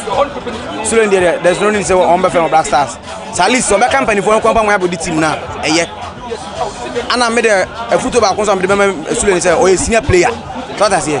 Is there one over the day you are on pressure or silent returning captain band amount? What I say? And now, born about how to focus on at least a year or bonus on any idea. What I say? At least even quite team Morano, team Kenyano, Apajacoso dear. But I on send a buffo and then talk about like player piano person rushing player on an uncle or the card of person rushing referee, and yet as a senior person there, as I set example, a man called dear Chenny Ban, if you do dear Chenu, if you do Canantia, the obey now, the Okoli Canon Bobo, and Susia. What I say? No, also sorry, at least on also ye beach other people, and your fair. What I say? Wabbo Europe, any day. And I face of you when you scan when you invest in Ghana. Now even so to Ghana for Europe, and yet your friends a government your private companies will be a horn man 1 more day. At least also a couple outside Omunya, one for me investor, now you to know the Binya Mania. What I say? Now Omunya and now so chance in Medamasi. Okay, so this man,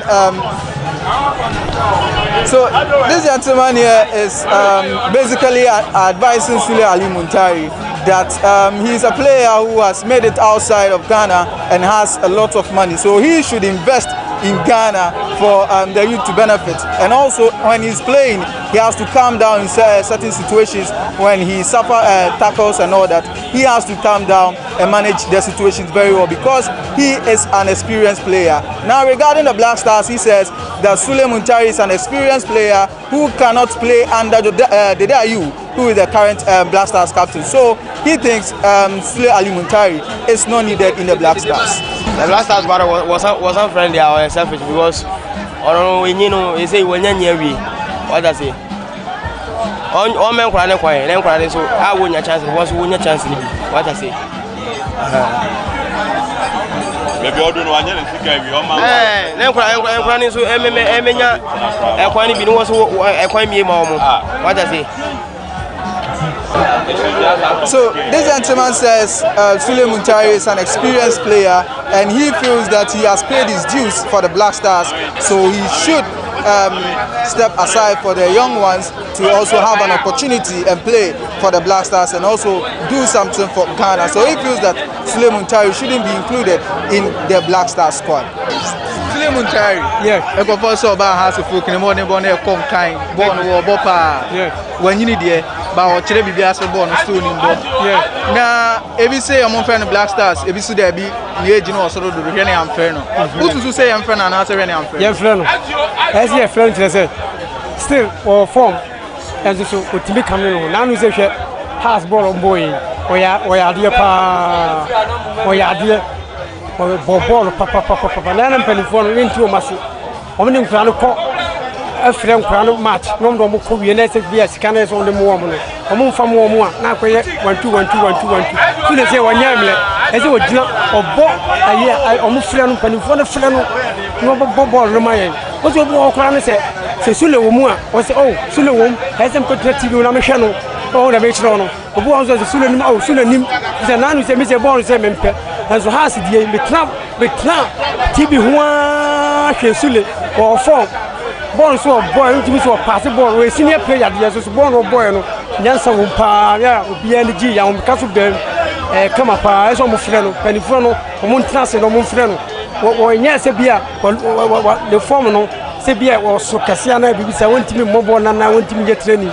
So to be friend has a year blaster, with my training, I'm a born with my going to Copia, with my young man, maybe come up, as some friend.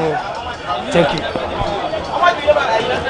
So this gentleman says Sule Ali Muntari deserves a place in the Black Stars because he feels that although he has gained weight and he is old, but he has the qualities, he plays well, he lays passes well, he is a better player that still can offer more to the Black Stars. So he feels that Sule Ali Muntari should be included. And he says that Sule Ali Muntari is an inspiring figure because he sat behind the TV, watched House of Folk play because of Sule Ali Muntari. So he feels Sule Ali Muntari can be a benefit to the Black Stars and he should be included. Muntari, of course, House of Folk there, Mukofo the money conquering. It's Black Stars. Young friend of Bisiaka. If you see there, be very young friend. Who in front of Ujina? But your middle baby, I'm Timijina say, and Palau fee are born Unimbo. Penning for now, Mabo born nature. And I've been walking pick you over because Caribbean and time for Omla. You register a Caribbean Scabby and Palantu of your roses when you scanny biddy. If I'm to my drink training there, Mamma friend back, me and Midina and net, Mamma friend. If they're more friend when you, the born were Bobby, and Palantu baby, who beats me a Bobby. It's in a Camima drink training there. Umi and Yanqualani, who want me Bobby. Once you won't put to a wait with the above man, Penina when you are there. Oh, friend, I dream on Anthony. Neither my drink, I dream on Tinemy cry. With the Madrimut Tinemy, the Anaz and Penny for boy Ablo. Yes, then Qualana doing as a woman a black. If that quality or no born or I do, it's only be more. As Uncle Friend in the Nibage now, and as I call obey a Colabia Philippus, on no other boy. They are imagining today, they are Debbie, Mempenesukra, Debbie. Okay, this gentleman feels the youth or the young players deserves opportunity in the Black Stars because Sule Ali Muntari is old and he has paid his dues for the Black Stars. He feels that it will be the GFA will do Ghana a harm by calling Sule Ali Muntari instead of any other youngster. So he feels Sule Ali Muntari shouldn't be in the Black Stars squad for the games against Nigeria. This has been the sports debate on GhanaWeb TV. My name is Emmanuel Enin, and as you can see, it has been divided opinions regarding Sule Ali Muntari's return to the Black Stars. Let me know what you think in the comment section. Like, subscribe.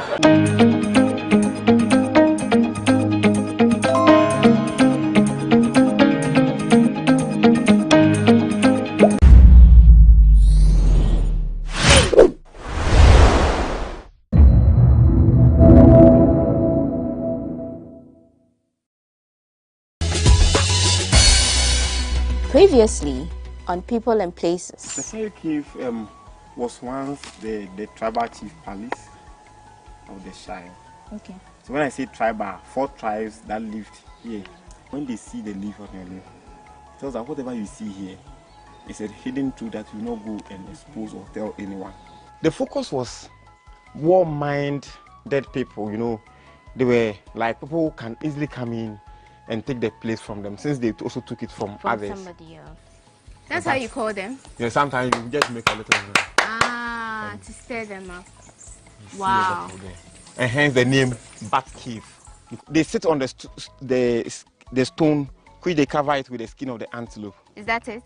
No, they took it away when they were sacked. Okay. And there are 2 indications. If you are virgin, you get up easily. If you are not a virgin, you get stuck to the rock. Now, did you know that it is dangerous to feed the baboons you see at Shy Hills? In the last and final episode of the Shy Hills adventure, we learn all about the baboons, tour the museum, and meet the newest additions to the animal farm, the African pythons. Stay tuned and enjoy.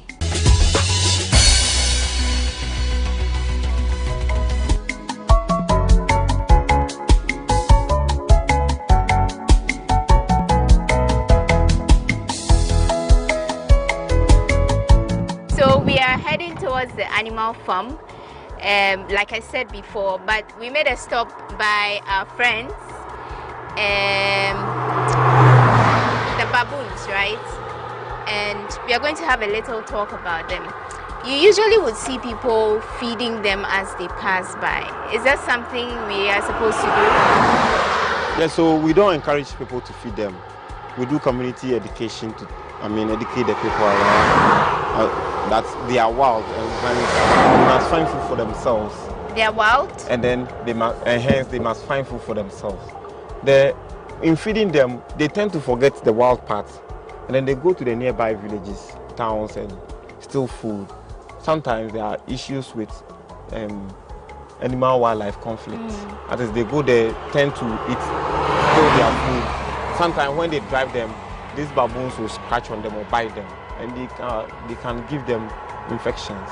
Oh, okay. There are so many cases that we have encountered. So in order for us to avoid these issues, we are trying to educate them because they are wild and hence they must find food for themselves. Okay, I'm trying to break it down. When you say they are wild, what exactly do you mean? Undomesticated, free-ranging species of animals. So since they are not domesticated, they must find food for themselves. Okay. Yeah. Okay.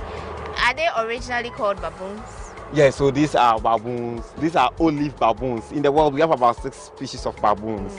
But these ones are mostly the ones that are in Ghana, olive baboons. Okay. With the fur being olive fur, and hence the name olive baboons. How many of them do we have here at So your place? we have about 24 to 25 troops, and each troop, and each troop is about 35. Oh, okay. So wow. you can, multiply 20. That's a at lot least of them. 25. And they 20, keep multiplying. 35. They keep on creating new troops, and each troop dominate within 1 to 2 kilometers around their sleeping headquarters. As I earlier on said, they are omnivorous. They are omnivorous. That is, they feed on both flesh and plant residue. So what they do is that after creating a territory, they try to protect it, and they don't allow any of the baboons to. Even if you are not part of them, but you are still a baboon, you cannot enter the territory. And each territory is dominated by an alpha male who serves as the boss of the group. And in feeding or in food search, it's supposed to be satisfied before the younger ones eat. And then also it is supposed to mate with all the females when they are on heat. The alpha is supposed to be satisfied, eat and be full before the younger ones. And then in terms of mating, it is strictly supposed to mate with all the females. So if the females are 20, that is its job to satisfy them. That's interesting. Yeah. And so the same thing boils to the fact that strong genes are used for reproduction. So the stronger one is supposed to help with reproduction. And in view of that, if a younger one does it tries to beat them in that way. In their settings, showing your eyebrow like this is bad communication, or just putting your hands on the ground. So when you are closer to them, you are not supposed to do that. Then they can, even if you're a human being, you show your eyebrow spontaneously, they can attack you. What does it mean? It's a sign when the older one wants to, punish the younger one. They do that. Oh, okay. So in that way, they feel like you want to, cause threats or harm them, so they can attack you. Oh, okay. Yeah. They can actually live for 30 years, 23 to 30 years. Wow. And when people try to feed them, is that dangerous to them as well? Aside the fact that it changes it is very dangerous because one, you can't touch them. So in touching them, they can scratch you, bite you. You can't also, for instance, as I said, your facial expression. You don't know when you feed them, they can actually attack you. Oh. And they are wild, so when you get closer at some point, there are so many times that the younger ones will rather call, crack, crack, crack, crack, crack, crack, crack, and then the adult will just come and attack. Oh. It's very, and when you are bitten, you can easily get disease like rabies or any other form of infection from them because they are wild. I see. Okay, and one other thing I want to know, is there a particular story behind them, like a human face to them? Yeah, so they are primates, and primates are the in line. Aside human, they are next in line. And so the only thing that the humans have that is more structured than them is our brain, our ego. We have well structured brain, but they are next in line. But I mean, like in relation to people who come around or the people in the community, do they think they are human or anything like? Is there any perception? Yeah. So the perception was that, or there is a myth, or totem. Sorry, totem. The shy people don't kill baboons because they see them as twin brother or sister, and hence their language they call them Kwan. What? Kwan. Okay. Kwan. Yeah, so they have a high sense of respect for the baboons. That is why they are the most successful species of animals in the park. Because you can see them along the road, nobody harms them, and even though we protect them, but still people regard them as totem, so they don't harm them. That is why you see them a lot here. Okay. Yeah. And how do they relate with the people in the community? Yeah, so in some way, they go there to steal food. The people also assume that since they are part of them, they don't attack them. Well, and also create avenue for employment, because this reserve also has employed a lot of these young guys from the community. Indirectly to people who sell along the road, they get income a little from the tourists. So there was a survey I asked. So the people were complaining about the animals. I said also, do you think we should take them? I said no. A lot of them said no, because it serves them as amusement, and others also said they get a lot of some sorts of income when people come in, they buy from them. So it's a two-way affair. Those who are not from this enclave believe that the animals worry them. Those who are from this enclave, the shy people, believe that it is their totem or their precious animals, and hence they need to be protected. You see you see the bottles of the female. Why is it red? It is red and white. The male have black and white. And the bottles is called callosity. Callosity, that is a thick patch skin which is attached to the mother or the main skin. Mostly when the females callosity develop like a sore, it means that it's on heat. And in between the bottles, you see there underneath the patch. That house is where the vulva shoots up. So it shoots out the vulva, then the male can see it and have the pleasure to mate with it. So it serves as a means of appealing, appeasing the male. So it's only the females who have the red. Yes, and then the males have black and white. And the other thing is, I mean, here on this road, you see a lot of speeding cars. They get knocked all the time. Yes, sometimes they get knocked, and sometimes too, those who have been able to use this place for a long time, they know that the animals are, even though we have signage, but still, we have people who drive anyhow. And so it's a big problem. Don't forget that here became a reserve before the road was constructed in the 90s. So the animals assume it's part of their territory, that is one. And then the people who drive along this road also give them food, of which you don't encourage. So that's why they usually come to the roadside. And so those at the roadside are more lazy. Those in the park, in the middle of the park or wherever in the park, they don't come here. You mentioned they are omnivorous. What kind of flesh or meat so do they eat? Birds, insects like butterflies, ants, and termites, and then fruit residue. Okay. All right. And then even they peck the grass. It's the juicy part of the grass. So that's the story behind the baboons here at Shy Hills. We'll continue to the animal farm to see the zebras and other things we have over there.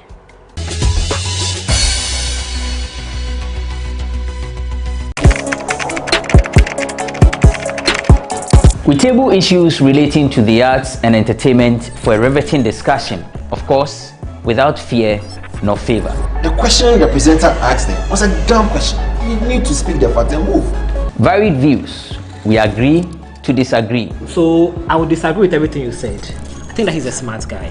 I think what he did. No, but I also said he's a smart guy. Yeah. I guess that I'm waiting for the what next. Yeah, I don't think that we have to wait for what next. It sometimes gets confrontational, but that's the beauty of the game. Today you are denying funny face. It's not my brother. You are denying funny face. I don't know him. You don't know funny face. It's not my brother. You don't know funny face. It's a package. We meet, we sit, we dialogue, we learn, we progress. My name is Benefo Huabin Abrantepa, a proud blogger, and this is my forum.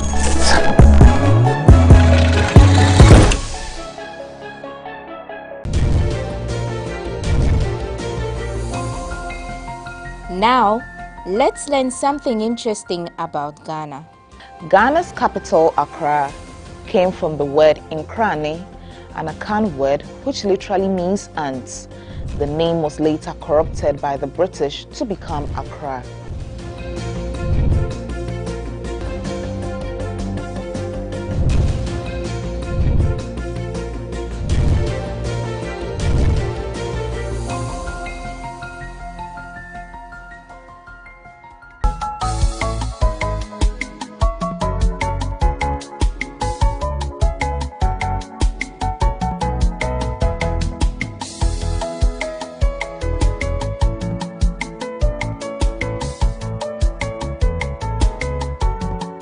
So the natural aspect talks about the various fauna and then the flora that we have here and preservation of them, but mostly from the fauna species, that is the animals, and then the cultural aspect talks about the various artifacts and relics that has been on earth, and hence are here for tourists to also come and see.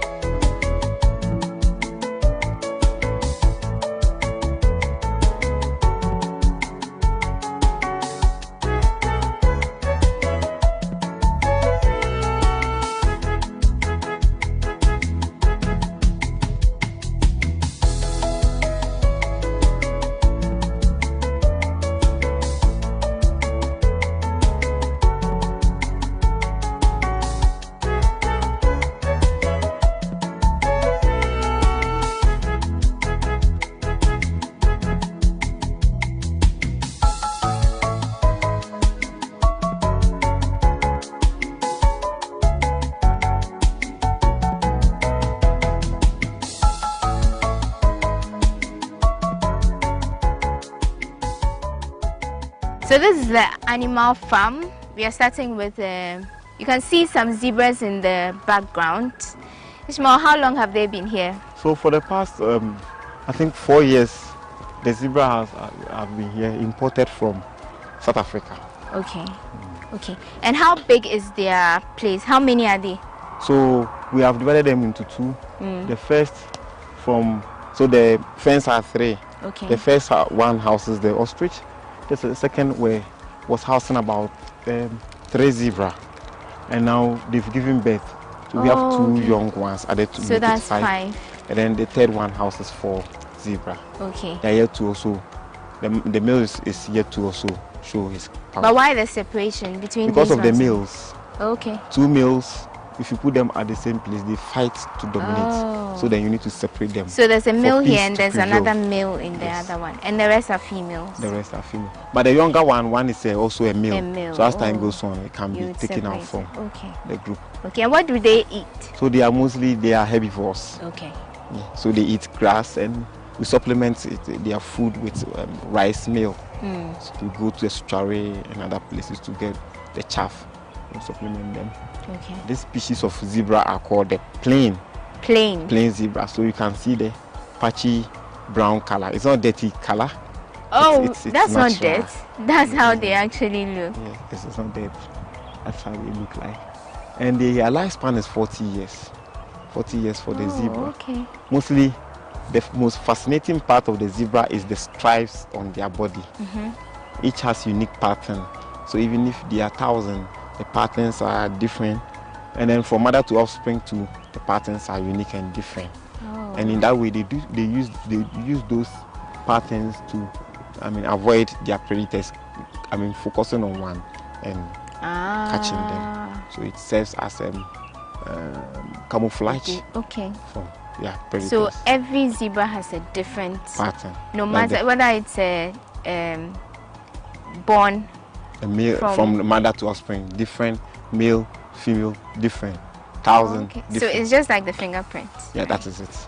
Nice. And mostly scientists has also unearthed that they are black skin with white stripes, believing that their skin, a lot of the skin patches produces melanin, and blacks, produce melanin. So to set the record straight, whether they are black skin with white stripes or white stripes with white skin with black stripes. Now they are black skin because of the production of melanin. Okay. So they are originally black skin, but they have white stripes. So yes, so originally when you kill them, or the skin is white, but the production of melanin makes it black because it is only black that produces melanin. Okay. Yeah. And they are also regarded as African horses, but you cannot ride on them, or you cannot use them for heavy load. Is there anything peculiar about zebras we should know? Well, the peculiar thing is about the stripes and then the skin. Okay, and how long does a zebra, for instance, take to get pregnant? I think in a whole, if you give birth and you want it to give, the next birth will take about 3 years. So every 3 years once, once. And the gestation period is? I think gestation period is about 132 days or so. I see. Okay, cool. So now we can move to the ostrich. How old is the ostrich? The ostrich has been here for the past 10 years. Well, they were about 7. Some fought and died. Some also, the males were together, so they fought each other, killed. Some were also bitten by snake, and some also got fractured, like as in they couldn't walk again. So in any case, we take them to Accra Zoo or for autopsy in Accra, whatever happens to them. So the only one that is left with the female common ostrich. This type are called common ostrich. The biggest bird in the world is the ostrich. Okay, so how many did you, how many species did you have? So only one species. These are the common ostrich. The common ostrich. Yeah. Okay. And then we used to have 7, but left with 1. Okay. So maybe management will do well as time goes on to bring in new ones. More. Yeah. Okay, so this one has been here for 10 years, but do you know how old it is? No. How old do they live for? For 45 years. Okay. As I said, the biggest bird in the world, their weight is about 145 kilos. So they cannot fly at all, but they can run 70 kilometers per hour. Oh, wow. Mostly they are very aggressive and they can tend to attack. And why? Like that's their natural tendency? Yes, they are natural. They are defensive? Very defensive, especially the males. Is this a male? This is a female. Oh, when you see, the males are black and white, the females are grayish and whitish in feathers. Oh yeah, the feathers you showed. Okay. Right. And also they eat grass, but we supplement it with wheat bran and layer mash. Okay. Then we add the oyster shell. Okay. Okay. Does it have a name? No. Just the ostrich. I think you should name it since it's the last man standing. Well? I'll give it a name before I leave. Well, so I'll call it Shelly. Well, you can see Shelly. Shelly. She survived amongst 7. And she's still doing well. And she's still doing well. She's enjoying herself as you can see, having lunch. And so you can come here to have a view and say hello to her sometime. Okay, so that's it from the animal farm, yes. Right? Okay, so now our last bit, the royal python. It's not one of my very favorite animals. I don't really like snakes, but let's see how we can introduce her to you guys. It's all about what you want, so let's get going.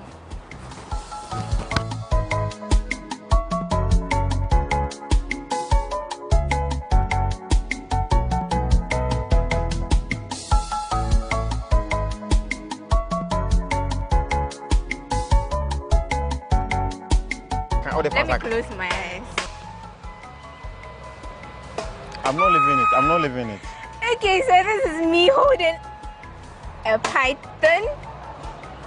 It's called a royal python. This is the most I can do. I'm giving it back to Ishmael. I tried. Okay, so this is what, the newest addition? No, the royal. Oh yeah, to the park. Okay. When did you introduce it to? Oh, about 6 to 7 months now. Hey, you're playing with the snake.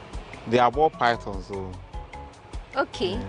So this is not dangerous, right? They are non-venomous. Which but means all the snakes poison are because it can actually quell on how do you call it, mouse. So the bigger they can take it, the mouse, rodents. So, these ones, yeah, but they quell. They like live mouse, so they quell and squeeze it and then they when it tap dies, it then to they swallow. eat it. But how do they do that in the cage? Yeah, so sometimes we bring the mouse. Oh, okay, okay, cool. Is the other one the same? They are all the same royal pythons. And they were brought at the same time? No, different times. This is the first one. I was brought the second one and then the third one. There are two of the same Some were kind. captured here. Oh, okay. Okay. Captured here? Yes. And then the poison was taken out? No, they are non-venomous, so when you see them, you can still tap them and pick them. I see. So, is it like it's asleep or something? It's asleep. And as I said, they are also called ball python. And in that way, they crawl like this, as in a ball. Yeah, but even if it's asleep and you touch it, it doesn't move? If like it's feel threatened, it will not move. It will be like this. Oh, okay. I see. I think it is a little bit wounded. Okay. And that is another reason why it wants to hide itself. Oh, I see. Okay, so how many species of animals do you have here? So basically, we have the primate, which comprises the monkey species. That is the leather spot nose monkey, the green monkey, and then the baboons, and then antelope species like the bushback, scorps, and likers, and then zebra and ostrich in the fence. Then the civet cat, genet cat, and then the silver cat. Then the species of reptiles, including the monitor lizard, the demidel of Galago, you know, we call it bush baby, and then the snakes like the royal pythons, the rock African python, the pafada, and then a lot more. Okay. Then rodents like the grass cutter, then 175 species of birds and 139 species of butterflies. Okay. Would you know which animal is the oldest here? I think with the oldest, it could be the baboons. Okay. And then, okay. Now, tell us, if someone wants to visit Shy Hills, what should they know before they come here? Visiting Shy Hills, you must know the terrain very well by wearing a very protective cloth and then boots or foot. It's not advisable to come with slippers or skirts as with the ladies. Because of the movement. Because of the rocks and then the movement, climbing. Then. Okay, now our very last question before we bring the show to an end. Is there anything intriguing or interesting about Shy Hills that people don't know about? Well, so what is interesting about Shy Hills is the location itself because it is the only reserve in now Greater Accra and Eastern region, and hence very fascinating for people to come in and see. And then the only reserve with hills in the middle, and then the hills serves as an attraction. Yeah, so these are very interesting. And then the new friends, zebra, in the whole of the country.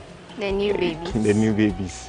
So we encourage and we want a lot of tourists to come in to see what we also have. Thank you so much, Ishmael, for doing this with us. We are very grateful for your time. You're welcome, and thanks very much for your presence and coming in. And we hope that your coming in will create a new avenue for tourists to also come and visit. Hopefully, we are quite sure that will happen. So that's how we bring the curtains down on today's show. This is the very first edition of the all-new season of People and Places right here on GhanaWeb TV. I'm so glad you could join us to do this. So join us for our next edition of People and Places, and we look forward to something really great and exciting. I had an adventure of my life, and I'm happy you could join us to do that. My name is Wanda Ami Hagan. See you next time. Take care and stay safe.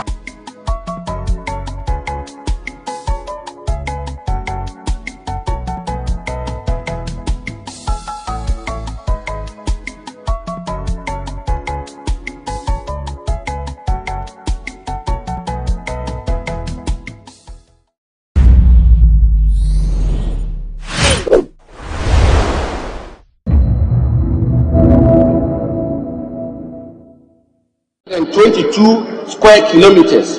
It is the largest region in the country in terms of land size, constituting 1/5 of the total land area of our country. There are over 30 different ethnic groups in the 7 municipal and district assemblies of the Savannah region, namely Gonjas, Chumurus, Mewuris, Basaris, Vaglers, Safobes, Mos, Dagabes, Gurunis, Sisales, Grusis, Casines, Bimobes, Tamplines, Hangers, Brifos, Mares, Pantres, Miwos, Batiges, Dagombes, Concombes, Akans, Hausa, Fulanis, and Batos. These groups have lived together peacefully over the years, intermarrying and building families of mixed ethnic groups. Mr. Speaker, though new, the contribution of indigenes of the Savannah region to the struggle for independence and the development of our nation post-independence is not spoken about enough. When Achilo Samuel William Brymer, father of the late Joseph Adam Brymer, or J. Brymer, as he popularly called, had the opportunity to receive Western education as one of the first people of Northern Territories under the colonial government's policy of providing education to, quote, intelligent sons of chiefs, end quote, in the 1900s. He devoted his entire life to serving the nation in the then Post and Telegraph Department. It was also through the tenacity and persistent advocacy of the lives of Emmanuel Adama Mahama, also popularly referred to as E.A. Mahama, another proud son of the region and father of a former president of the Republic, His Excellency John Dramani Mahama, that the colonial policy that compelled northern students to wear smock while their colleagues from other parts of the colony could wear any clothes of their choice was abolished in the 1940s. Again, the late J. Brymer was one of the 5 eminent persons selected to serve on the Kusi Committee on Constitutional Reforms, which led to the 1951 Constitution replacing the 1946 Burns Constitution, which had been described by many, including the first president of the Republic, Dr. Kwame Nkrumah, as, quote, bogus and fraudulent, end quote. Indeed, the Burns Constitution, according to the distinguished Yale professor of comparative political and social development, David N.S. Apter, treated the Northern Territories as, quote, the stepchild of central Gold Coast politics, end quote, with the governor still legislating for the Northern Territories, whilst in other parts of the colony, the Legislative Council was empowered to enact laws. The contribution of J. Brymer and his colleagues to foster a united Gold Coast between the North and the South was therefore crucial and a key factor in the formation of a united Ghana. Later, J. Brahma, together with Yakubu Tali and S.D. Dombo, were sworn in on 24th July 1950 as extraordinary members of the Gold Coast Legislative Assembly, becoming the first indigenous person from the Northern Territories to become members of the Legislative Council. And after the coming into force of the Kusi Constitution in 1951, he was elected as one of the 19 members of the Legislative Council representing the Northern Territories. He was, Mr. Speaker, described by the famous political historian P.A. Lydical as, quote, the principal spokesman for the North and the undisputed leader of the Northern members of the Legislative Assembly, end quote. Although not a member of the Convention People's Party, who formed the government of the day, J. Brahma was appointed a cabinet minister and later assigned to the Ministry of Communications and Works, making him the first cabinet minister from the Northern Territories. It was under his term as Minister for Communications and Works that the preparatory works, design, construction of preliminary roads and rails for the construction of Tema Port was done, together with several other infrastructure developments in the area of energy, roads, aviation, post and telecommunication. When the independence of our country appeared to be delayed, J. Brahma joined other nationalist leaders to oppose strongly any further postponement of independence. In reacting to the governor's speech in the Legislative Assembly on 15th May 1956, he said, and I quote, the attainment of independence by this present government during the lifetime of this assembly is but a dream. To them, independence is now a matter for the future, and the future is a land of hills and far distances, end quote. Mr. Speaker, J. Brahma was not the only person from the Savannah region in pre-independence politics. Indeed, E.A. Mahama, another proud son of Gonjaland, played a very prominent role in this regard. He, together with many of his northern colleagues, including Lawrence Rosario Abavana, Adam Amandi, Imoro Yigala, and others, teamed up with the first president of Ghana, Dr. Kwame Nkrumah, during the fight for independence. Even though he lost the election to be a member of the first persons from the North to join the Legislative Assembly in 1951, he subsequently entered the Legislative Assembly in 1954, representing the people of West Gonja, an area where I have the honor to serve as its Member of Parliament. He later became Minister for Northern Region and then Minister in the Ministries of Industries, Agriculture, Education, and Animal Husbandry. Mr. Speaker, E.A. Mahama was a stalwart of Ghanaian and Northern politics during pre- and post-independence era. As Minister for Education, E.A. Mahama is credited to have contributed significantly to the expansion of education in Northern Ghana. The two prominent sons of the Savannah region continue to serve in the legislature of the New Ghana, championing the development of the North, particularly in the areas of education and the provision of water and roads. On 20th February 1958, for example, in reaction to a motion on education in Northern Ghana, J. Brahma said, and I quote, through what can the government wipe out poverty, ignorance, and disease, if not through education, end quote. Mr. Speaker, from the Second Republic, the lives of Chief Haruna Kebasibe, who served as Minister for Northern Region, and Professor Yakubu Saka, a former Deputy Minister for Foreign Affairs in the Third Republic, played prominent roles in the development of our nation.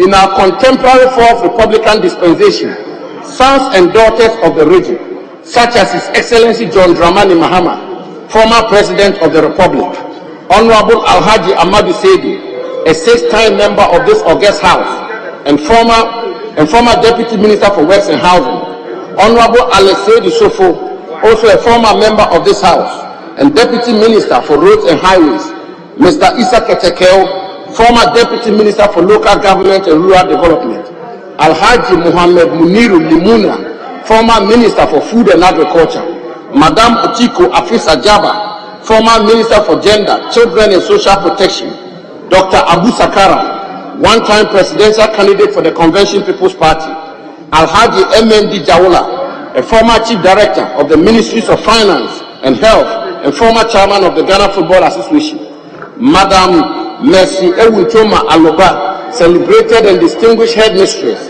of Damango Senior High School, and a host of others, played varied roles in the evolution of our democratic journey. Mr. Speaker, the Savannah region continues to contribute significantly to the socio-economic development of our country. The region hosts numerous tourist sites which are worth mentioning, especially as we celebrate our month of heritage. The famous 4,577 square kilometers Moli National Park within my beloved constituency of Damango is home to more than 93 mammal species, including elephants, buffaloes, cobs, western herdsbirds, roan antelopes, Difasa waterbuck, oribi, boho reedback, and red flank duikies, and rare and endangered species including the yellow-backed duiker, black and white colobus monkeys, leopards, and lions. The park is also home to some 334 bird species, 33 reptiles, 9 amphibian species, and some 120 butterfly species. Mr. Speaker, every member of this House, and indeed every Ghanaian, should make it a point to visit the park at least once a year to enjoy the serene atmosphere of the park. Mr. Speaker, what is interesting about a visit to the Moli National Park is that you have the opportunity to visit other exciting tourist sites within the same catchment area, including the ancient mosque and mystic stone at Larabanga, also in the West Gonja municipality, the hippopotamus sanctuary at Intereso in the Bole district, the slave market and wells at Salaga in the East Gonja municipality, the Royal Mausoleum for Gonja Kings at Mankuma in the Bole district, the Mars Grave at Gentlepe in the Sola Tuna Kalba district, the Black and White Volta Confluence at Nochira in the Central Gonja district, the age-old inland salt industry and the smoke weaving center both in Daboya in the North Gonja district, the Indewura Japa footprint site at Indewura Japa temporary settlement site at Chamawurepe, both in the East Gonja district, the serene and peaceful Zena Lodge, a first-class hotel facility within the Moli National Park, is ready to host you on your visit. Mr. Speaker, the Savannah region also presents a lot of investment opportunities. The agroecology of the region and the flat and gentle undulating nature of the land with tracts of lowland fertile valleys such as the Katanga Valley in East Gonja municipality, part of the Fumbisi Valley in the North Gonja district, and the Oti River Basin make the region suitable for large commercial and mechanized agriculture. A wide range of arable crops such as maize, millet, rice, yam, and cassava, cash crops such as sugarcane, shea nut, mango, and cashew, as well as forest plantations like rosewood, thrive in this region. Already, the Forestry Commission is investing in rosewood plantations in Bupe and Bole. I call on the private sector